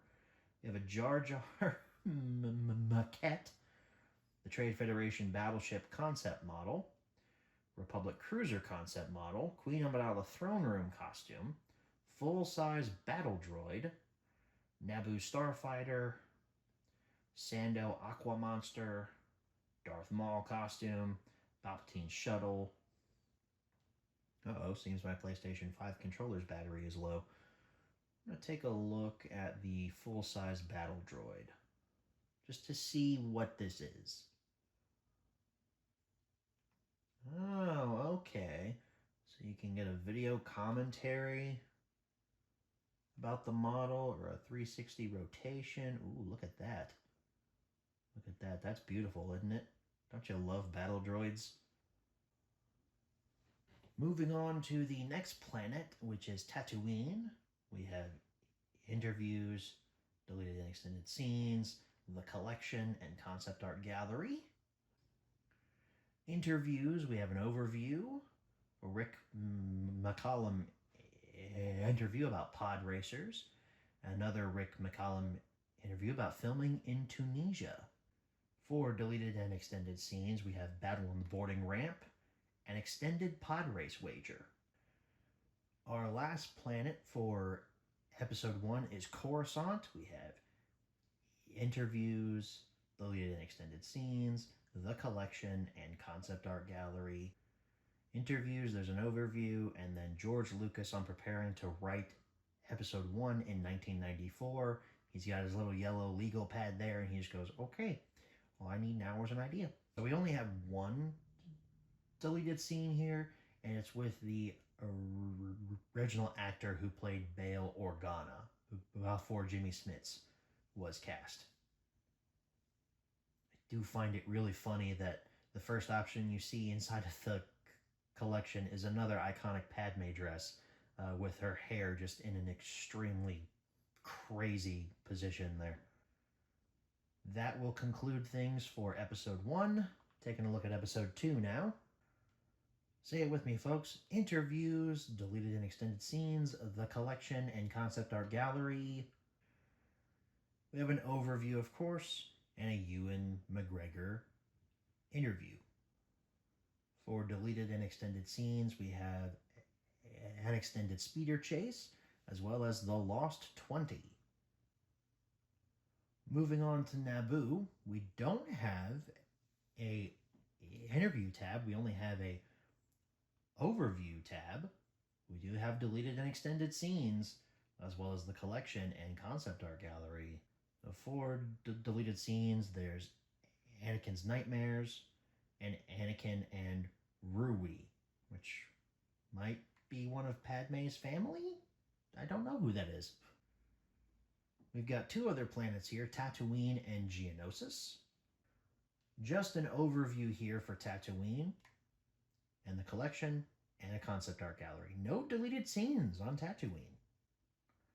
Geonosis, we get the Return of the Interviews tab, as well as deleted and extended scenes, or just one deleted scene. I believe that's the one where a group of Jedi take out a droid control ship. And then the collection, love seeing a 3D representation of clone armor here, because if you didn't already know, there was not a single piece of clone armor that was produced for episodes 2 or 3. They were all made with CGI. And a concept art gallery. Take a look at interviews. An overview, Hayden Christensen interview, and blue screen acting. That will conclude things for episode 2. Now on to episode 3. Starting off strong again in episode 3 with Coruscant and Utapau. Interviews, deleted and extended scenes, the collection, and concept art gallery. For interviews, we have an overview, and then a Samuel L. Jackson interview. For deleted scenes, we have elevator antics, escape through the hangar, and changes to the Constitution. Arriving here on Utapau, we just have an overview, one deleted and/or extended scene, the collection, and concept art gallery. This is an early version of the Utapau chase and is much more elaborate, and it was apparently created under the supervision of Steven Spielberg.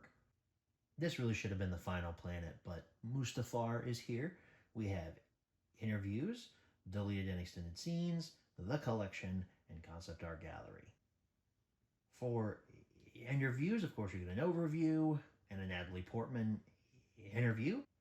And for deleted and extended scenes, we have the animatic reel for the Mustafar duel, as well as Lava River animatics, with Obi-Wan there looking very much like his Episode 3 video game render. Our final group here is Kashyyyk and Order 66.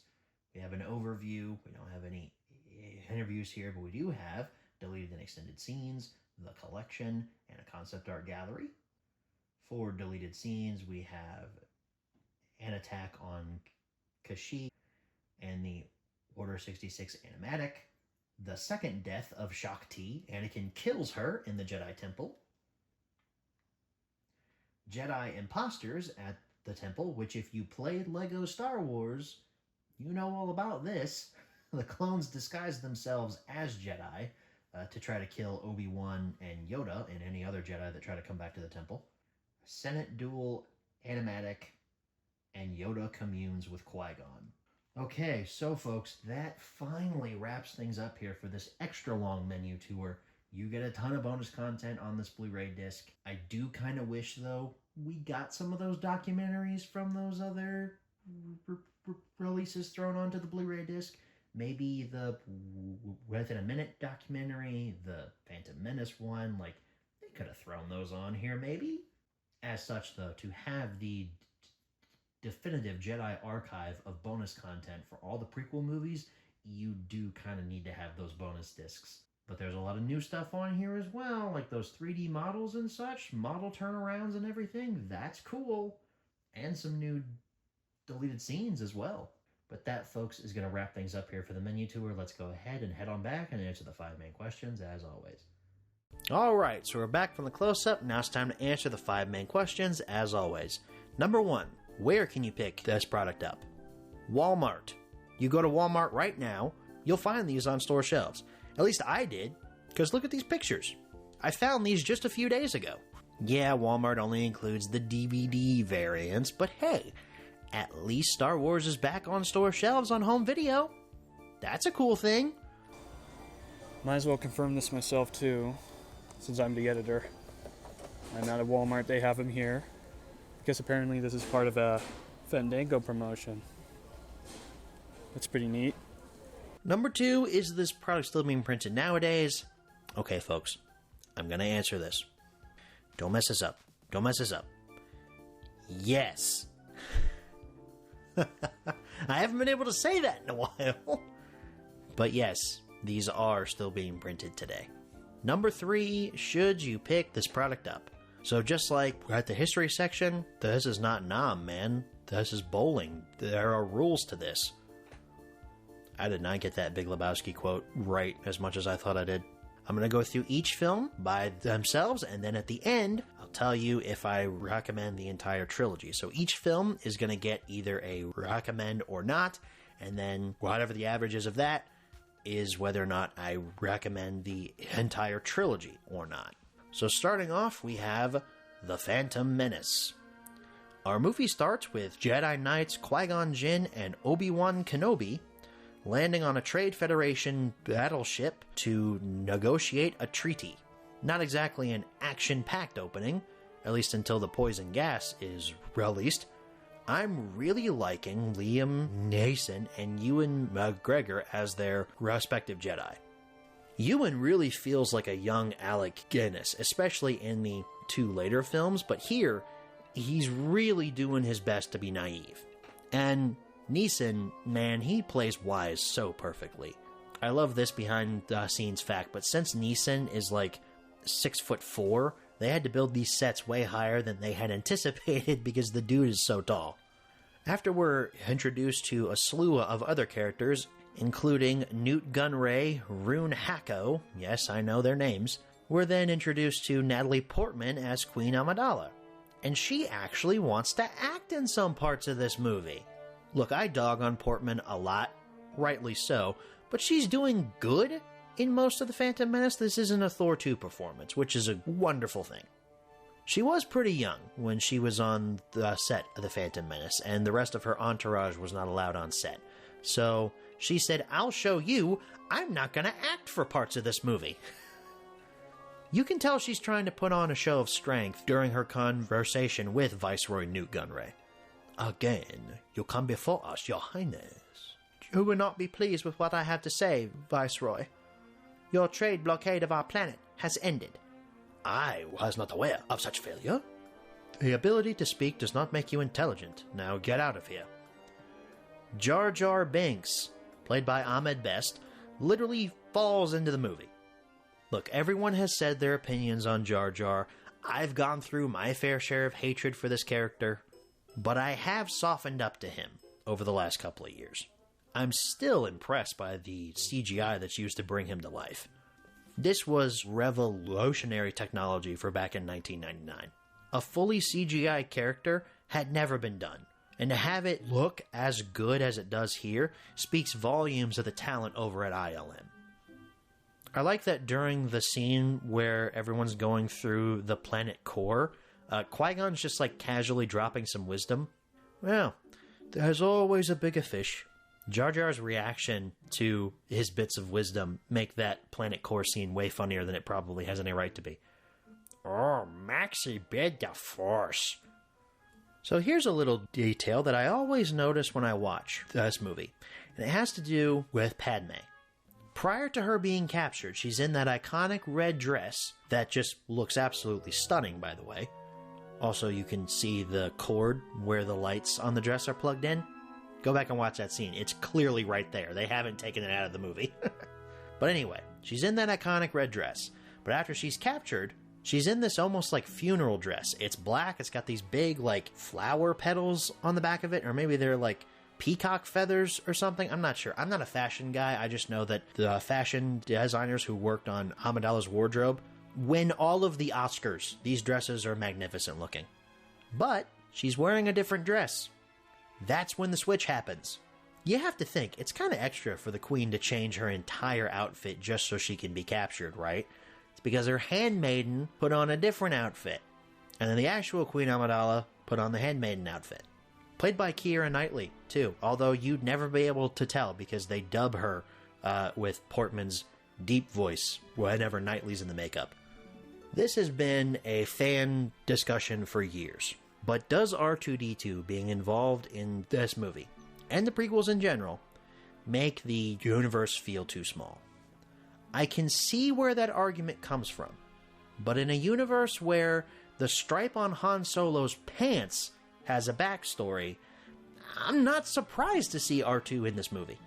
I like knowing where my legacy characters come from. I don't have any issue with seeing R2 in this movie. Yes, that is a real thing, the Corellian blood stripe, look it up. Bringing in some outside knowledge here, and here's where I'm going to get really Star Wars nerdy when we talk about Darth Maul. Maul was never meant to be a true Sith, according to the Darth Plagueis novel by James Luceno, which, fantastic book, by the way. If you read one Star Wars novel, read that book because it's awesome. That book, however, is not canon anymore, officially, but I like to think of it as canon because it makes The Phantom Menace a lot better. Plagueis was still alive during The Phantom Menace and only wanted to use Maul as an assassin, not a true Sith, because Plagueis and Sidious, the rule of two. Plagueis is the master, Sidious is the apprentice. Maul can't be an apprentice if they're following the rule of two. Think of Maul as like the Asajj Ventress to Count Dooku later on in the Clone Wars show. It's been a little bit since I've read that book, but I think Plagueis was present during that meeting with Gunray and maybe Rune Hacko? I can't remember if Rune was sent away at the beginning or not, or if that was a different Neimoidian, but I think Plagueis was just off screen there. I like to think of that as being true. Like I said, that book is fantastic. It makes Phantom Menace 100 times better. Every Star Wars fan should read that book, even if it's not canon. I wasn't going to acknowledge this, but I'm going to get questions if I don't. Jar Jar steps in shit. There, I mentioned it. And no, I don't like it. I'm not sure why George Lucas chose to have Anakin Skywalker so young in this movie. Luke was 19 in A New Hope. That was the perfect age. Why couldn't Anakin Skywalker have been, I don't know, 17 if he wanted to go a bit younger than Luke? Or hell, Anakin could have been in his early 20s. But with having Anakin be so young here, that means that Vader technically dies when he's in his 40s. Kind of weird to think about. And his future wife is like 5 years older than him? Just, weird. Jake Lloyd does his best in the role. He's a kid, so I'm not going to dog his performance too much. However, if you watch the reel of Anakin Skywalker auditions that's on the Phantom Menace bonus disc, Jake Lloyd's not the best out of that bunch. There were plenty of other kids that were better than him. I'm not sure why Lucas chose him. He has good line readings, like with the pit droid and the hit the nose type thing. But then there's also, yippee! Anakin built C-3PO. Okay, now I'm starting to feel the shrinking of the universe. The puppet they used for him is great, but why did we need that connection? Was it necessary for the story? Not a huge deal for me. The scene after with Maul and Sidious makes me forget all about that. Oh, how I wish this was set from Sidious's point of view. I love the Sith as villains and their dastardly evil ways. At last we will reveal ourselves to the Jedi. At last we will have revenge. You have been well trained, my young apprentice. They will be no match for you. Anakin is born of Immaculate Conception. Okay, I have to bring up Darth Plagueis again. In that book, it's highly implied, never outright stated, but implied that Anakin's conception is a result of the Force responding to Plagueis' experiments with creating life. It's perfectly balanced, as all things should be. That's the theory that I subscribe to. I'm not a fan of the whole Anakin is Jesus metaphor, since Jesus himself never succumbed to any of Satan's dark temptations, since he was fully man and fully God, but that's a discussion for another day. I also don't think that the midichlorians rule out anyone from being Force sensitive. I think everyone in the Star Wars universe has a touch of Force sensitivity. The midichlorians help you nurture your connection and make training easier. It's like natural talent when it comes to sports. Some people have it and don't have to train as hard. Others don't and have to train harder to maintain their talents. I myself don't have natural talent. I stink at sports. But that doesn't mean that if I set my mind to it, I'll never be good at it. The pod race scene is a feast for the ears. Every Star Wars movie, sound designer Ben Burt always gets one scene with no score to show his talent with Foley sound, and this is it for this movie. And man, the effects are still good today. Love that most of the arena is a miniature. It's not CGI. Even Jabba the Hutt shows up for a little cameo here, one of my personal favorite characters. Good to see you, Jabba. Aura Singh, for some reason, makes a 2-second cameo in this movie. Cool bounty hunter that gets her story expanded in the Clone Wars show, and also gets killed by Woody Harrelson. He pushed her, though. Pretty sure the fall killed her. Anakin's goodbye to his mom has always been an emotional moment that is probably Jake Lloyd's best acting moment in the entire film. It's a hard thing to be a Jedi Knight, leaving everything you've ever known behind, and in most cases, never knowing your true family. That's what happened with Obi-Wan. He never knew his parents. And part of the reason that the Jedi fell was believing that their ways were superior to all other life forms in the entire galaxy, and that they had a claim to anyone who had a touch of Force sensitivity. There are many other reasons the Jedi fall. We'll talk about them later on, but that's one of the big ones. I also really like the brief duel with Darth Maul. It's a taste of what's to come later. I do think it's funny how if Darth Maul had run over Anakin Skywalker, everything would have been fine. Just like, excuse me, Jedi, let me run over this child first, and then we will duel. We then reach Coruscant, and the low point in the movie begins, unless you like political manipulation. Sheev Palpatine and Chancellor Valorum appear, played by Ian McDiarmid and Kneel before Zod's Terrence Stamp. I'm not gonna say these scenes aren't kinda boring, but I've grown more fond of them as I've gotten older. I like seeing Palpatine's manipulation on screen and how slimy he is while pretending to be genuine. He sees this Trade Federation blockade and the starving of his own people as nothing more than a stepping stone to his ultimate goal. He needs to become Chancellor in order to take out the entire Jedi Order one day, and he's going to use Padme to do it. Just like in real life, the government in Star Wars is useless when it comes to doing anything to help the citizens that it claims to support. Another reason that the Jedi fall: they don't believe Qui-Gon when he says that Maul is a Sith Lord. Technically not true, but Qui-Gon didn't have time to read Darth Plagueis before he died. Ki-Adi-Mundi is so quick to dismiss that. The Sith have been extinct for a millennia, showing the Jedi's hubris and ever-growing ego. I have to mention the weird, anorexic, creepy Yoda puppet that they used back in '99. If you watch this on Blu-ray, though, you won't see that. You'll see the new CGI Yoda, which looks really good. I think we can all agree that the new CGI Yoda looks much better than that weird puppet. I already talked about Padme's wardrobe, but I have another note here. I'm not a fashion guy, but Amidala knows how to make a statement with her wardrobe. Her dresses are gorgeous, and the way her hair is done up, it's just so out there. I love it. Your Highness, Senator Palpatine has been nominated to succeed Valorum as Supreme Chancellor. Well, a surprise, to be sure, but a welcome one. You know damn well you meant for that to happen, you snake. God, I love Ian McDiarmid. He is so good in this role. We return to Naboo to then beg the Gungan army to help push back against the Trade Federation.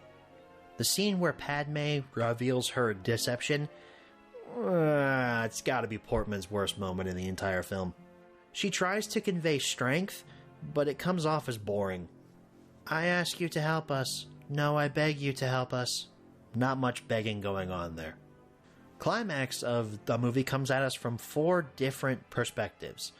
The Gungans deal with the massive droid army, Padme and her crew break into the palace and make a break for the throne room, Anakin ends up flying into the Trade Federation blockade and tries to take out the droid control ship, and one of the best lightsaber duels ever put to screen begins. The music, the swordplay, the choreography, I could watch this for 2 hours and been fine. But there's a specific music track that plays when the group first breaks into the hangar bay that I will never not think of LEGO Star Wars when I hear it. It's the theme that plays every time after you finish a level in that game. I always wanted a LEGO MTT set when I was a kid, because it came with so many battle droids. Never had enough of them to fight my LEGO clones.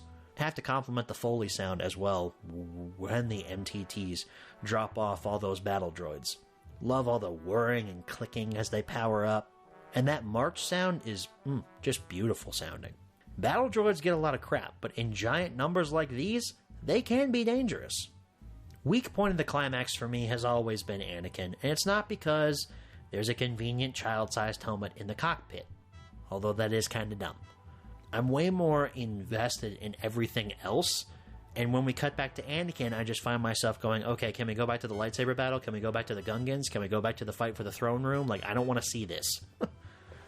I guess the spectacle of the space battle is pretty cool, but the second we cut to Anakin and his dialogue, of course, then we cut back to the Gungan fight, and okay, maybe the space battle isn't so bad. It doesn't have Jar Jar running away from giant electric balls and doing pratfalls off tanks. Love this detail when Qui-Gon and Maul are separated by the weird, convenient energy gate thing. Qui-Gon takes his time, sits down, and meditates as he waits for that gate to open up, while Maul paces back and forth like a caged animal, just completely full of rage. Ultimately, I guess Maul did the right thing, because he gets the upper hand and stabs Qui-Gon. Obi-Wan fights with some anger in him, though. He gets the upper hand on Maul and cuts that dude right in half. I feel that if you defeat a Sith Lord, or rather Sith Assassin, that you should get an automatic promotion to Jedi Knight. But that raises the question, what happens when Maul comes back? Does Obi-Wan immediately lose that rank, hey man, we're sorry about this, but like, you didn't finish the job, so yeah, we're gonna need you to get that Padawan braid growing back out again, because you're back in that. Sorry. Always two there are. No more, no less. A master and an apprentice. But which was destroyed? The master or the apprentice? Neither! But according to the new canon, it was the apprentice. They don't make the connection between Sidious and Palpatine seem very subtle, do they?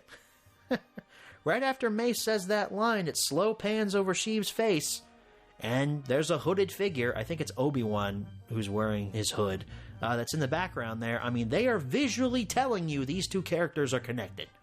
During that giant celebration on Naboo, though, I'm left thinking about Obi-Wan. He just lost his master, presumably has been promoted to Jedi Knight, and now has to train this kid that he barely knows.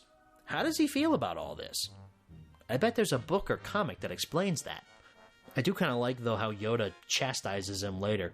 But agree with your choice to take on this boy as your Padawan. I do not. The Phantom Menace is a flawed movie, but I can't help but find a lot of enjoyment in it. It helps a lot that I've read that Darth Plagueis novel, because without it, the movie would seem a lot more dull. There's acting issues galore, and a lot of the climax relies on convenience, but that kick-ass duel makes up for all of it. Some really good ideas are thrown around here, and Darth Maul was made an instant icon because of this movie. And I don't mind watching it every now and then. So, I guess that means recommend. Starting off, I wouldn't say strong, starting off okay, I'd say. Moving into Attack of the Clones. 10 years have passed between movies, meaning that Anakin Skywalker is now played by Hayden Christensen. Like most Star Wars fans, I didn't like his performance when I first saw it. Now, I still don't think it's fantastic, but I can tell he's trying his best to deliver some of this clunky George Lucas dialogue. I don't like sand isn't a meme because of its delivery. Well, I mean, it kinda is. But the line itself is kinda stupid. Obi-Wan and Anakin are immediately in conflict with each other when they meet up with Padme. There's a history between these two, and you can tell from the way they talk to each other. Cool chase sequence through Coruscant, but it's kind of funny when you think about the plot to kill Padme and how convoluted it is. So, it's Dooku that wants Padme killed. So he hires Jango Fett to do the job. Okay, that makes sense. Dooku, he wouldn't, show up to a senator's house and just stab her. You outsource that to a bounty hunter. Jango Fett then outsources that job to another bounty hunter, Zam Wesell, who then outsources that job to a droid. And if you think about it further, the droid outsources its job to a couple of worms. So much outsourcing done here. You would think it's an American business trying to find cheap labor. However, our main plot of the film is trying to figure out who's trying to kill Padme. Kinda already spoiled that. It's Count Dooku. But the mystery only deepens after Zam gets offed by a Kaminoan poison dart. Kamino is a system that's not familiar to Obi-Wan, and it's been removed from the Jedi archives. Just like Jocasta Nu says, if it's not in the Jedi archives, it does not exist. Which is an incredibly arrogant statement. Yes, the Jedi have a lot of knowledge, but I doubt they have every piece of knowledge in the entire galaxy, Jocasta Nu. I'm sure you're part of the reason the Jedi fell as well. I don't think I have any notes here about the diner scene with Obi-Wan and his good buddy Dexter Jetster, but man, that's a fun scene where he goes to see Dex.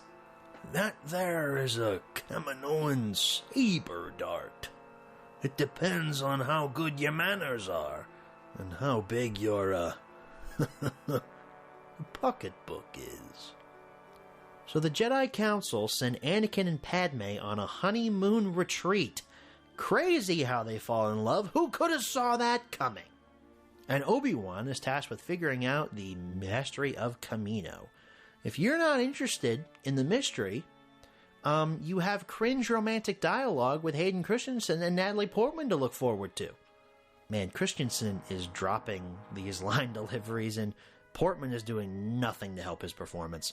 Whenever those scenes are on, I'm counting the minutes until we get to more mystery stuff. Oh wait, I do have a note here about Dex. Yeah, I'd be remiss if I didn't mention the scene at Dex's Diner. He's one of those characters that has reached, like, cult status just because of just how odd he is. We desperately need a Dexter Jetster prequel. Come on, Disney, make it happen. Or better yet, a cooking show with Dex's Diner. Oh, this is perfect. Someone from Disney, give me a call. So Camino, it's an interesting place.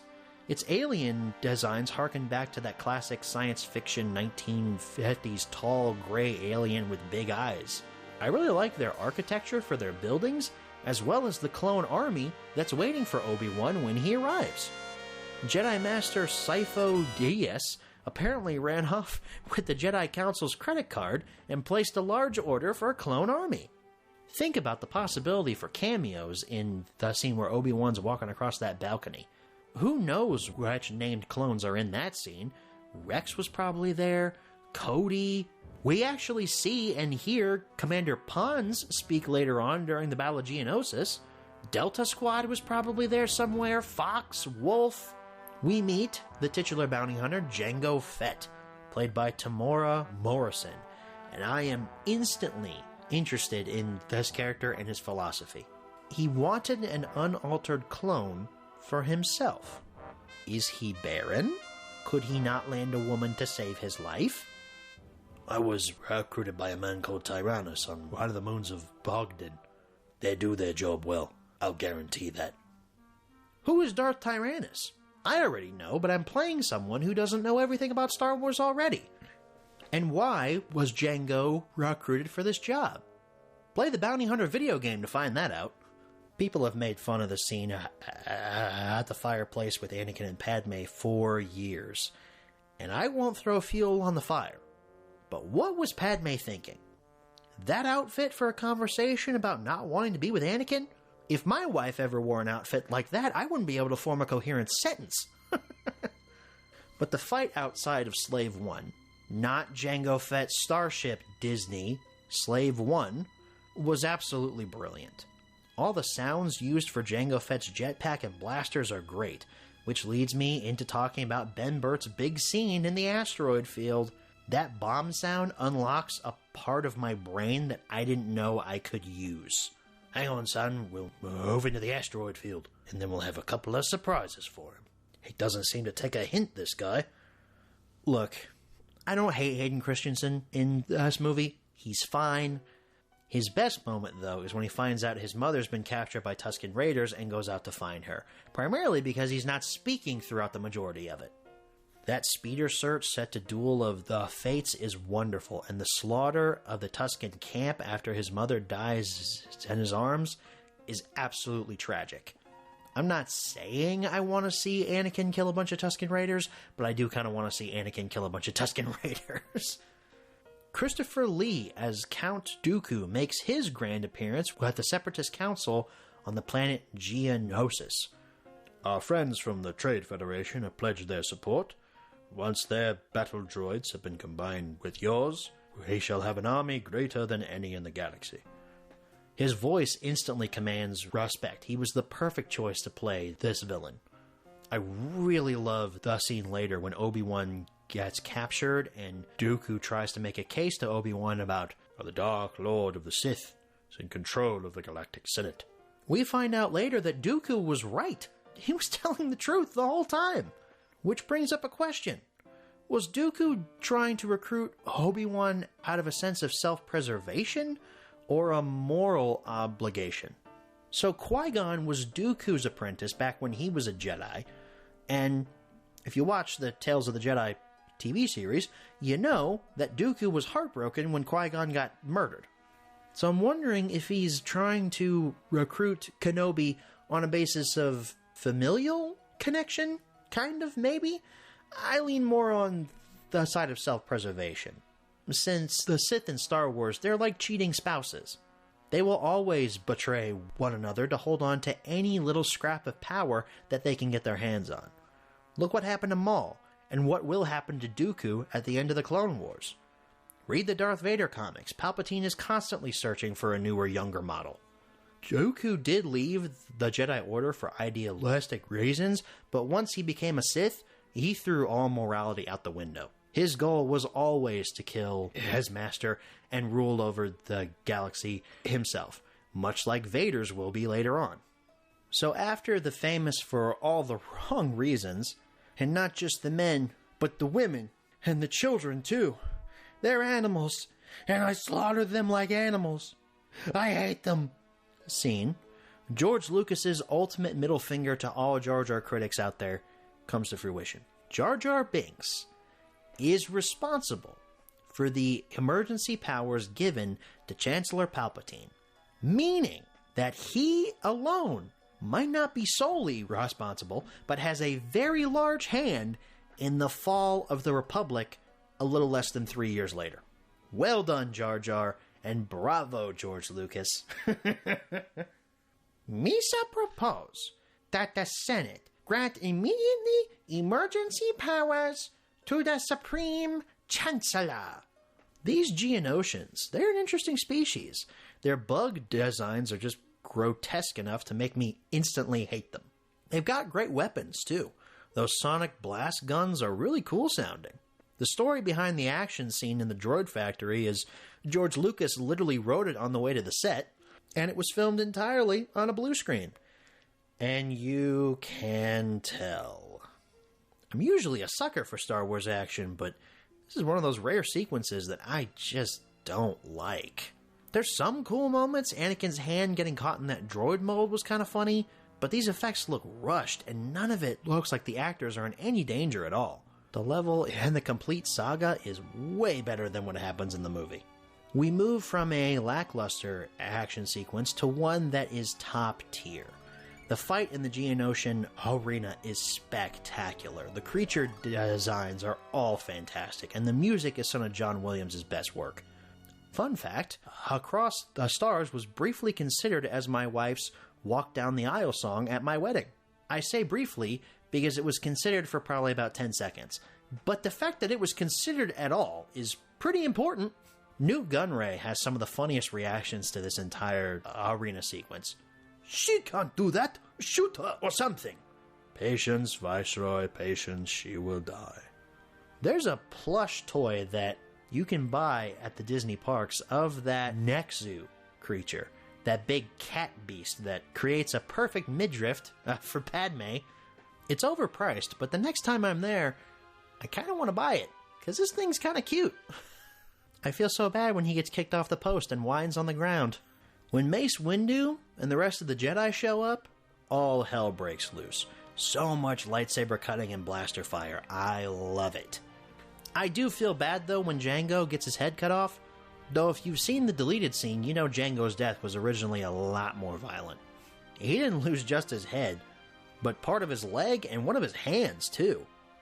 He does try to power up his jetpack before Mace Windu cuts off his head, though, so it's not like he was just standing there, just waiting for Windu to come over and cut off his head. Like, he was gonna try to fly away. The giant reek monster, it broke his jetpack. C-3PO also has some unnecessary comedy thrown in here. His head was swapped onto a battle droid body when Anakin and Padme are rushing through the droid factory. Okay, I mean, it's fine, I guess. I do kind of laugh at the droid's line, "My legs aren't moving, I must need maintenance." And yeah, his Die Jedi Dogs line was kind of funny, I guess. I can do without any of it, though. All the Jedi are surrounded in the arena, the ones that survived anyway. But then, all of a sudden, the clones show up. It's time for the attack of the clones, people. That's the title of the movie. That's the title right there. Everyone applaud. This first battle of Geonosis is absolutely fantastic.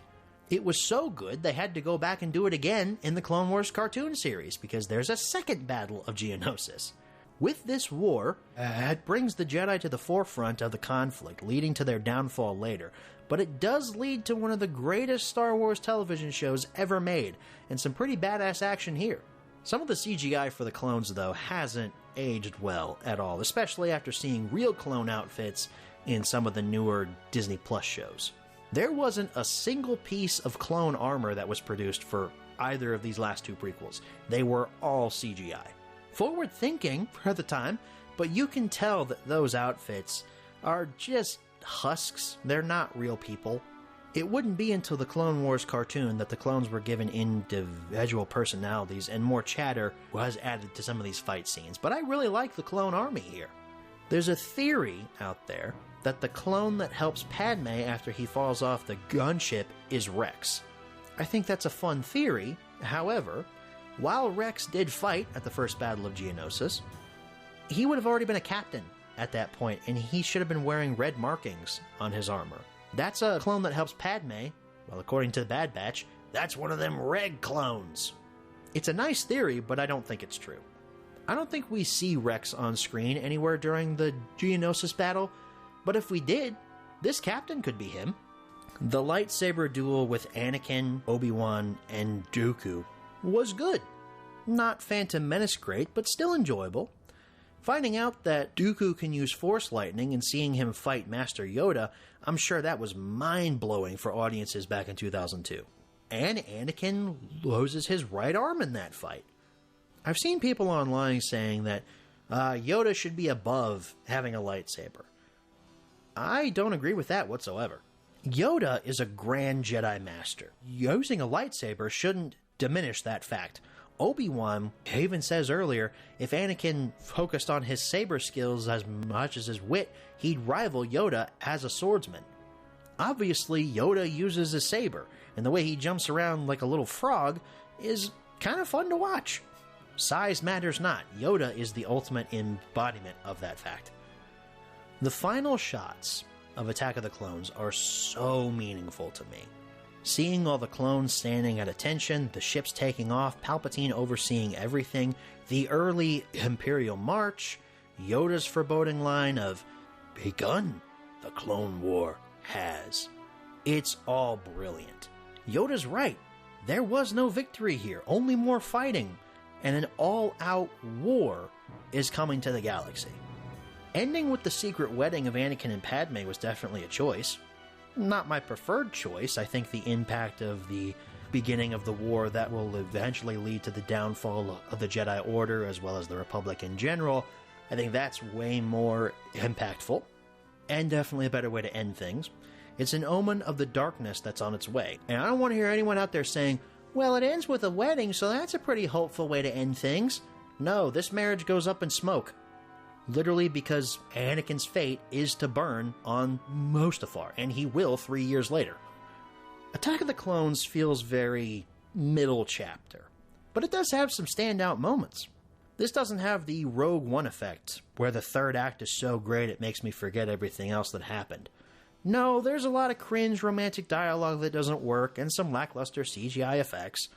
On the whole, Attack of the Clones shouldn't work as well as it does, but I credit the geniuses at ILM and the fantastic performances from Ewan McGregor and Christopher Lee for this movie not being worse than Phantom Menace.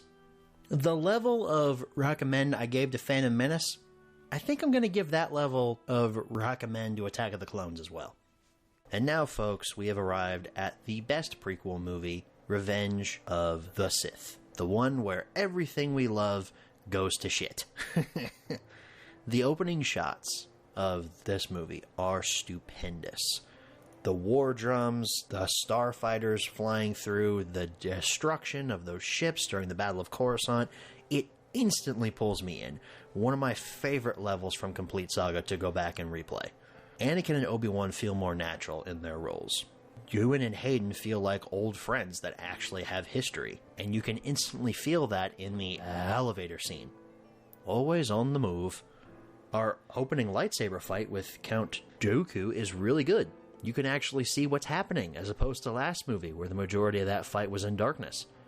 I do laugh at Anakin's line, "My powers have doubled since we last met, Count." When you take into account the Clone Wars cartoon, that line becomes really funny. Just add in a, "My powers have doubled since we last met, last week," onto the end. We also get a glimpse at the coming darkness that this movie is going to bring with Dooku losing his hands as well as his head. We linger on that shot of his lifeless body for a minute and let that moment wash over us. Sith is the darkest Star Wars film, and you need to feel that early on. Yeah, there is a sense of fun at the Coruscant fight, but there is some twisted stuff that's coming our way. General Grievous has a great design, and his cough sounds like me when the tree pollen is really high, but I can't help but think about his ultimate purpose in the movie. He was created to add a third villain to the prequels, and his cybernetics are the precursor to Vader's suit. The effects used to bring him to life are still impressive, but in context of just this movie, he seems like all talk and no action. I think Mace Windu says it best. General Grievous will run and hide like he always does. Now, he's a coward. However, if you take into account the Clone Wars cartoon series, he does live up to that coward reputation, but there are some standout moments for Grievous in that show, especially the episode in Season 4 where the Night Sisters are wiped out. He does some absolutely menacing stuff in that episode. After Palpatine is rescued and returned to the Senate, we find out Padme is pregnant. This movie takes place over the period of a week, I believe. So Padme is 9 months pregnant at this point? The twins are born at the end of the movie, and they don't look like they're preemies. Maybe birth works differently in the Star Wars universe? Padme is doing her best not to show throughout most of the movie, so either her handmaidens are working overtime to hide that bump, or birth works differently in this universe. Jar Jar's one line of dialogue is also in this scene. Excuse me. Last movie, Anakin was having nightmares about his mom dying, and in this movie, we actually get to see a couple of those nightmares. This time it's about Padme dying during childbirth. These nightmares are not a pleasant experience. I can't blame him for being angry when he goes to Yoda for advice, and Yoda basically tells him, well, people die. Mourn them do not. Miss them do not. Yoda, work on your bedside manner, dude. Anakin has already lost his apprentice because of Jedi incompetence. He's already questioning the entire system that he's grown up to believe in and the entire system he's based his life around, and Yoda telling him it's okay his wife dies in childbirth? No wonder he's pissed off. And this is why the Clone Wars is essential viewing for any Star Wars fan. Knowing what happens with Ahsoka Tano and how the Council turns its back on her helps me care more for Anakin's struggle. Anakin gets another slap in the face when he is appointed to be on the Jedi Council by Palpatine, but the Jedi do not grant him the rank of Master. It's basically a ceremonial role, and that just twists that knife in there just a little bit deeper.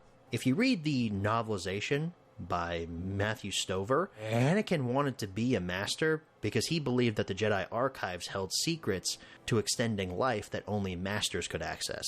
If you take away the context of that book, but keep the Clone Wars cartoon series, this still works really well. He's then asked to spy on Chancellor Palpatine by the Council, which puts Anakin in a really awkward place. The Opera House scene, possibly the most famous scene in the entire movie, except for the Mustafar duel. Did you ever hear the tragedy of Darth Plagueis the Wise? I thought not. It's not a story the Jedi would tell you. It's a Sith legend. Darth Plagueis was a Dark Lord of the Sith, so powerful and so wise. He could influence the midichlorians to create life. He had such a knowledge of the dark side, he could even keep the ones he cared about from dying.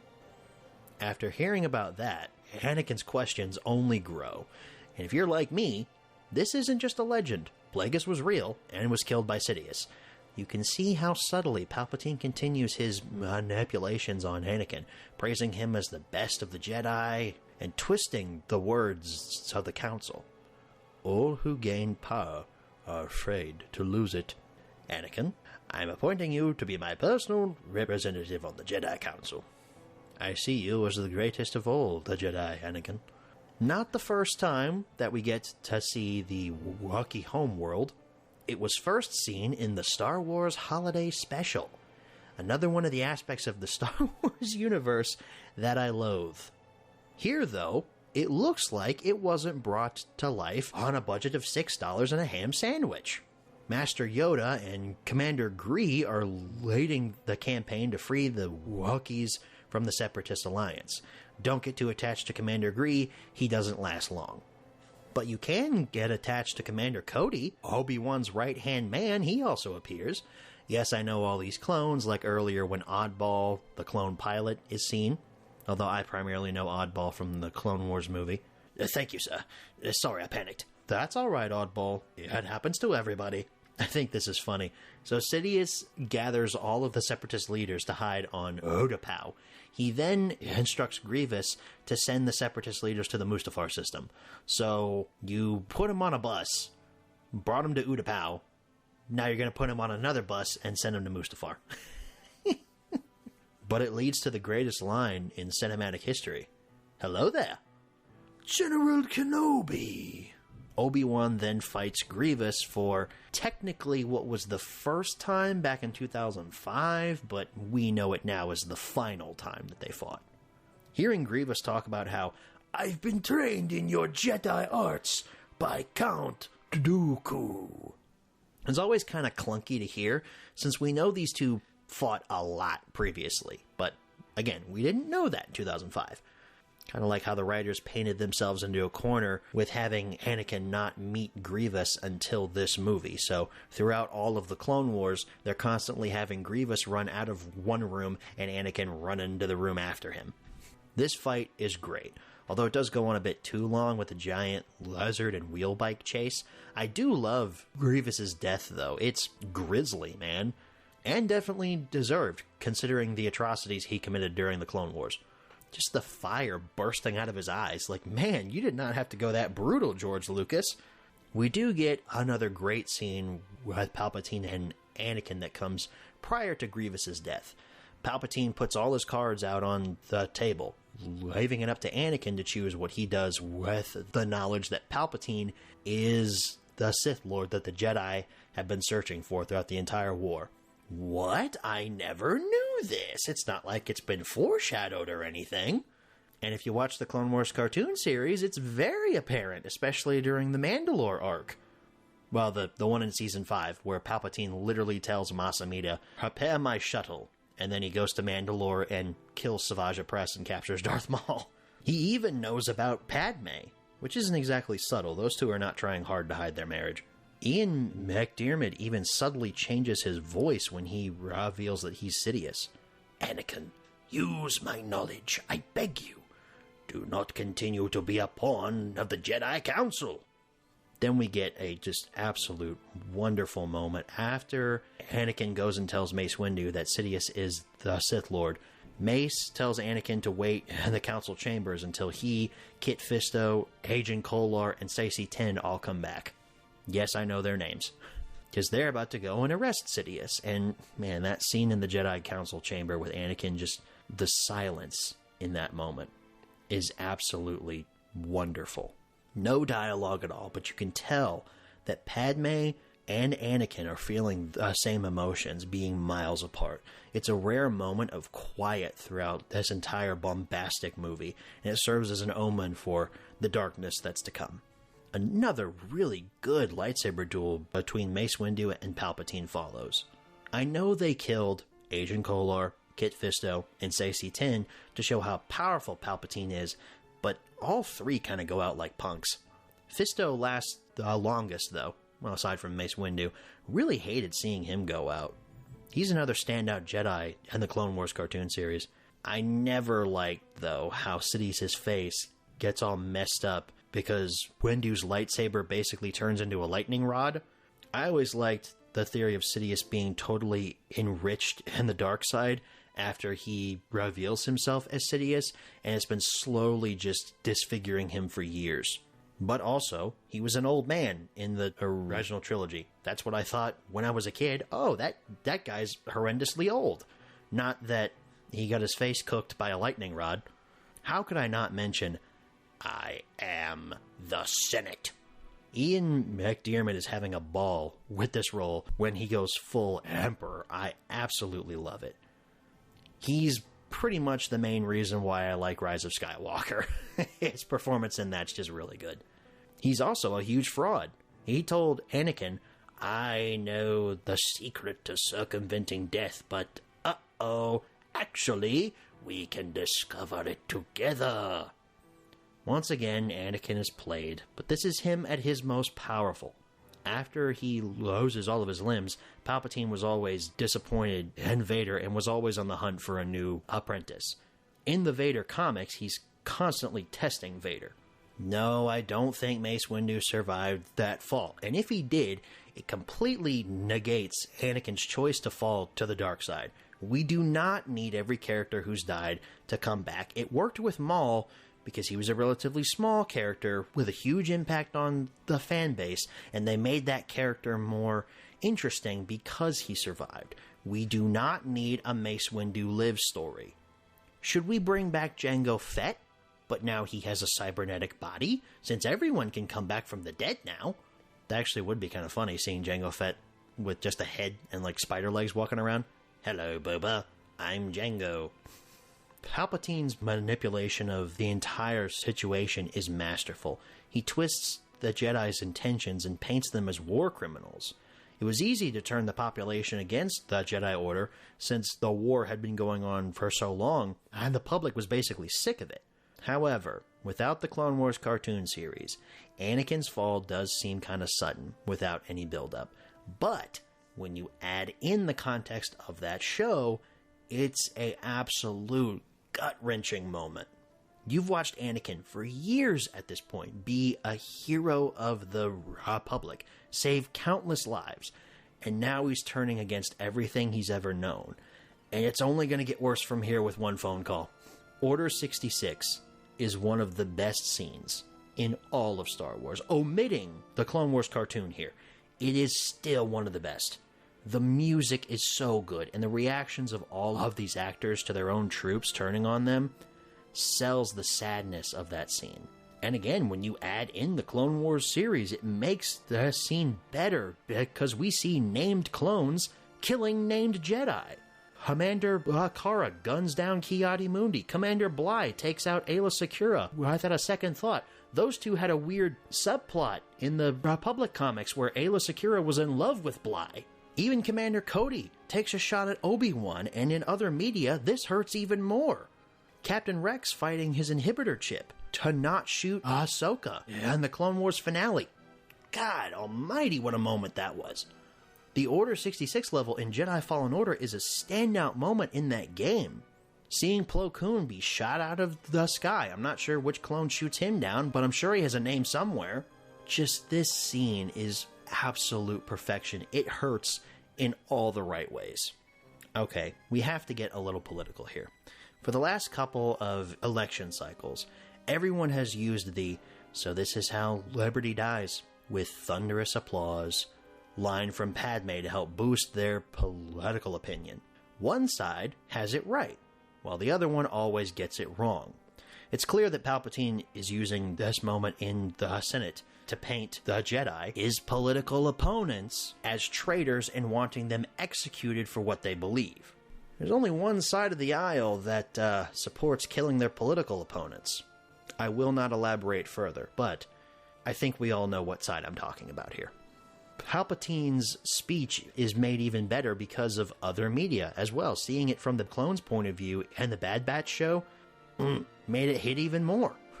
Call me crazy, but I kind of feel bad for the Separatist leaders when Darth Vader comes to kill them all. They were lied to and manipulated just like Anakin, and they aren't shown any mercy. Gunray sounds like a sniveling coward when he goes out. Poggle, the leader of the Geonosian species, he doesn't even know that his entire species is going to be used as slave labor to build the Death Star and then nearly exterminated. It doesn't take Obi-Wan long, though, to guess that Anakin is the father of Padme's child. He was never oblivious to the fact that he and Padme were married. He just chose not to address it. Anakin force-choking Padme on Mustafar is another just awful moment. Anakin is bringing forth the nightmare he was trying to prevent, and I think he could have taken out Palpatine if he didn't lose his limbs. Anakin and Obi-Wan's breakup after is, again, tragic. These two were brothers, fought side by side for years, and now they're turning sabers on each other. I have brought peace, freedom, justice, and security to my new empire. Your new empire? Don't make me kill you. Anakin, my allegiance is to the Republic, to democracy! The fight that follows, I keep using the same words to describe this stuff, but this is epic, man. This is spectacular. I can't describe the feelings I had watching this in a theater last year. It was a life-changing experience. And you can tell that they rehearsed this for months to get this duel right. Nothing is slacking. All the visuals, the music, the acting, the choreography, absolute cinema. Yoda versus Palpatine in the Senate is bonkers, but a lot of fun. The metaphor of Palpatine tearing down the Senate to build his empire, literally tearing down the Senate pods to throw at Yoda, is not lost on me. I do think about the Family Guy joke about how, why does Emperor Palpatine have a desk? Like, why is he just there behind a desk? Why does he have that? You also get to see his butt in this movie, because when Yoda force pushes him into his chair, you see Palpatine's ass. Who knew? Who knew we'd see that in a Star Wars movie, right? As much as I love the fight with Anakin and Obi-Wan, it does go on a bit too long, while Yoda and Sidious cuts off at the right moment. I always do find it funny that Yoda basically says, "Lost I have, into exile I must go." You lose against a guy once, and now you have to exile yourself? When Anakin and Obi-Wan start fighting on that lava river and on the piece of the structure that fell into it, I'm starting to get tired. I am instantly brought back, though, when Ewan delivers the monologue after cutting off Anakin's other limbs on the edge of the lava river. "You were the chosen one! It was said that you would destroy the Sith, not join them!" I absolutely love Hayden's performance in that moment. The fury and hatred behind his eyes as he screams at Obi-Wan. I've never teared up at this scene, but talking about it now, I kind of want to. This is just it's a tragic moment, and seeing him burn on the edge of that river, oh my gosh. You just think to yourself, Obi-Wan, just put the lightsaber through his neck already or something. Like, stop leaving him to barbecue, man. There's a theory out there that I subscribe to. I'm not sure who came up with it originally, but it makes total sense. After Padme is brought to I think the planet's Polis Massa, I believe, after she's brought to the medical facility there, she's getting ready to give birth to the twins. And the medical droid says, "For reasons we can't explain, we're losing her." He also says that medically, she's perfectly sound and healthy. Padme is dying, as Darth Vader is being born.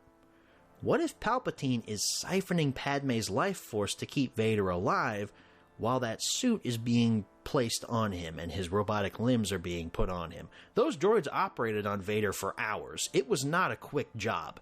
It all comes back to that line from the medical droid. They can't explain why she's dying. Sith alchemy is a thing, and Sidious was deep into it here, and after the war. It's plausible that in order for Anakin to live as Vader, his wife had to die. Which then, of course, adds more tragedy to the ending of the movie and makes the ending better, in my opinion. Of course, there's also that line from Sidious that many fans take as him just lying to Vader about, "It seems in your anger you killed her." Obviously, that's not true, but what if it is? What if Anakin, through no fault of his own, was actually siphoning Padme's life force to keep himself alive? That I don't really subscribe to. Anakin didn't know Sith magic or Sith alchemy or dark side magic or dark side force usage or anything like that, so he wouldn't have been able to consciously make that choice. Palpatine, on the other hand, through the knowledge of Darth Plagueis and his knowledge of Sith alchemy, he could have been able to do it. Luke and Leia are born and split up. Of course, Leia gets the good life on Alderaan, being royalty, and Luke, you get to go off onto a desert planet. Bye-bye, have a good life. So, Revenge of the Sith. It's amazing. Mostly because of the Clone Wars. It makes this movie better. But by itself, I still think it's a great ending to the prequel trilogy, and obviously the best of the three.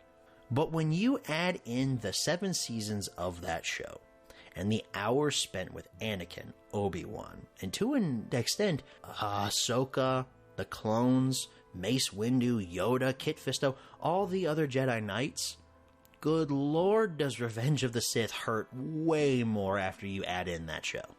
This movie fluctuates with Empire Strikes Back of being my favorite Star Wars movie. For a while, I didn't want to say it was, because the prequel hate was really big back in the early days of like 2010 or 2015 or so.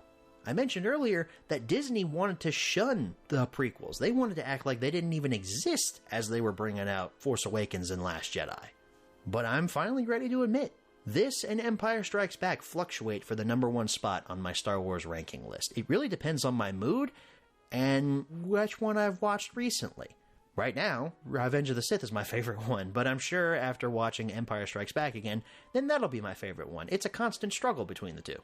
I guess I'm a big fan of downer endings because both of those movies end with kind of sad endings. But I really, really like this film. I don't know if there's a recommendation that I've ever given that's been higher than this one. Maybe like The Avengers, maybe one of those 4 movies.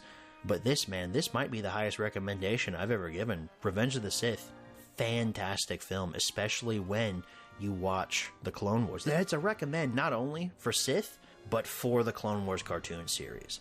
Yeah, the first couple seasons, they're a bit rocky, but once you get past a couple of arcs into Season 2, especially during the second Battle of Geonosis, holy crap, things start getting just absolutely insane. There's some duds in Season 3, not gonna lie, some of the Mandalore stuff is a little eh, but 4, 5, 6, and 7, holy crap, some of the best Star Wars stuff you'll ever see. So the prequel trilogy as a whole, do I recommend it? I think the answer's obvious. The first 2 movies were mild recommends, while the last one was a recommend that burns hotter than Anakin on Mustafar. So yeah, I recommend the prequel trilogy. I think that these movies, while flawed, still have a lot of great things tied into them. I don't agree with George Lucas's preferred way of watching the Star Wars saga, though. If you are a new fan to this, do not watch the prequels first. Phantom Menace does not provide a good explanation of what a Jedi is. A New Hope does, with Obi-Wan's monologue in his hut and talking about what the Force is. Phantom Menace, it assumes you already know all that stuff. So no, if you're a new fan, watch 4, 5, and 6, then 1, 2, and 3. Or shoot, you could do the machete order. That's 4, 5, 1, 2, and 3, and then 6. Although honestly, if you're just trying to get the bare minimum of the Star Wars saga, you could skip Phantom Menace in that order. I'd do 4, 5, watch 2 and 3 as a flashback, and then 6. And then, obviously, there's 7, 8, 9. Your mileage may vary when it comes to those. I wouldn't watch those first, though. Who would watch the sequels first? Who does that?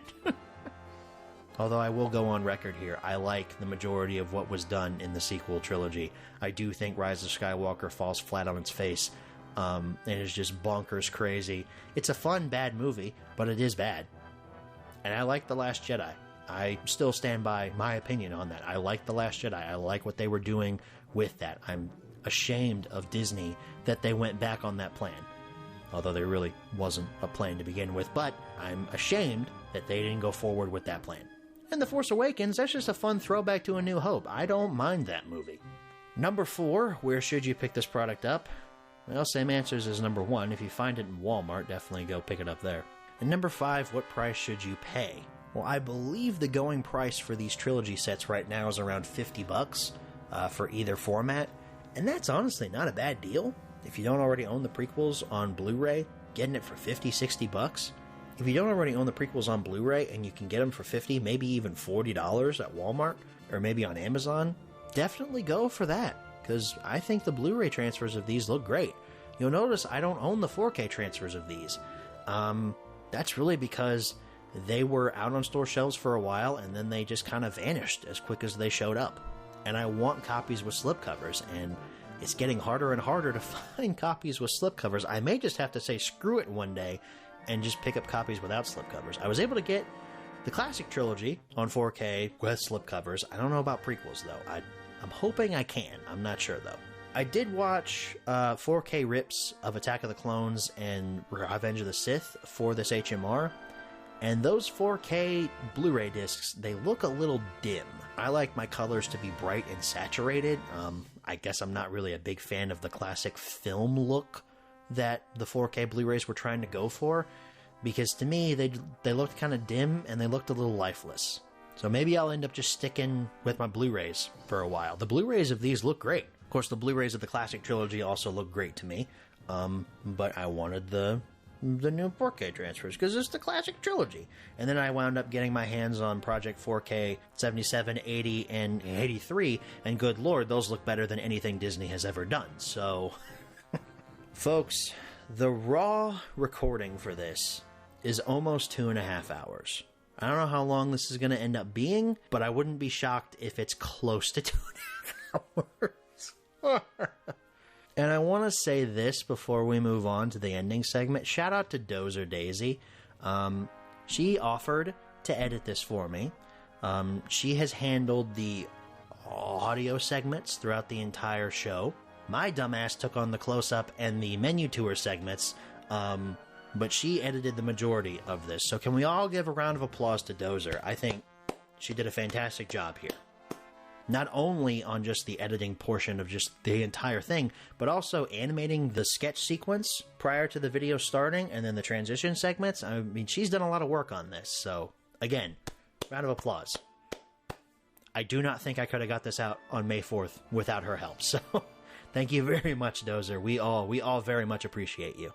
And folks, that wraps things up here for the Star Wars prequel trilogy, and I guess that wraps things up for the entire theatrical run of Star Wars.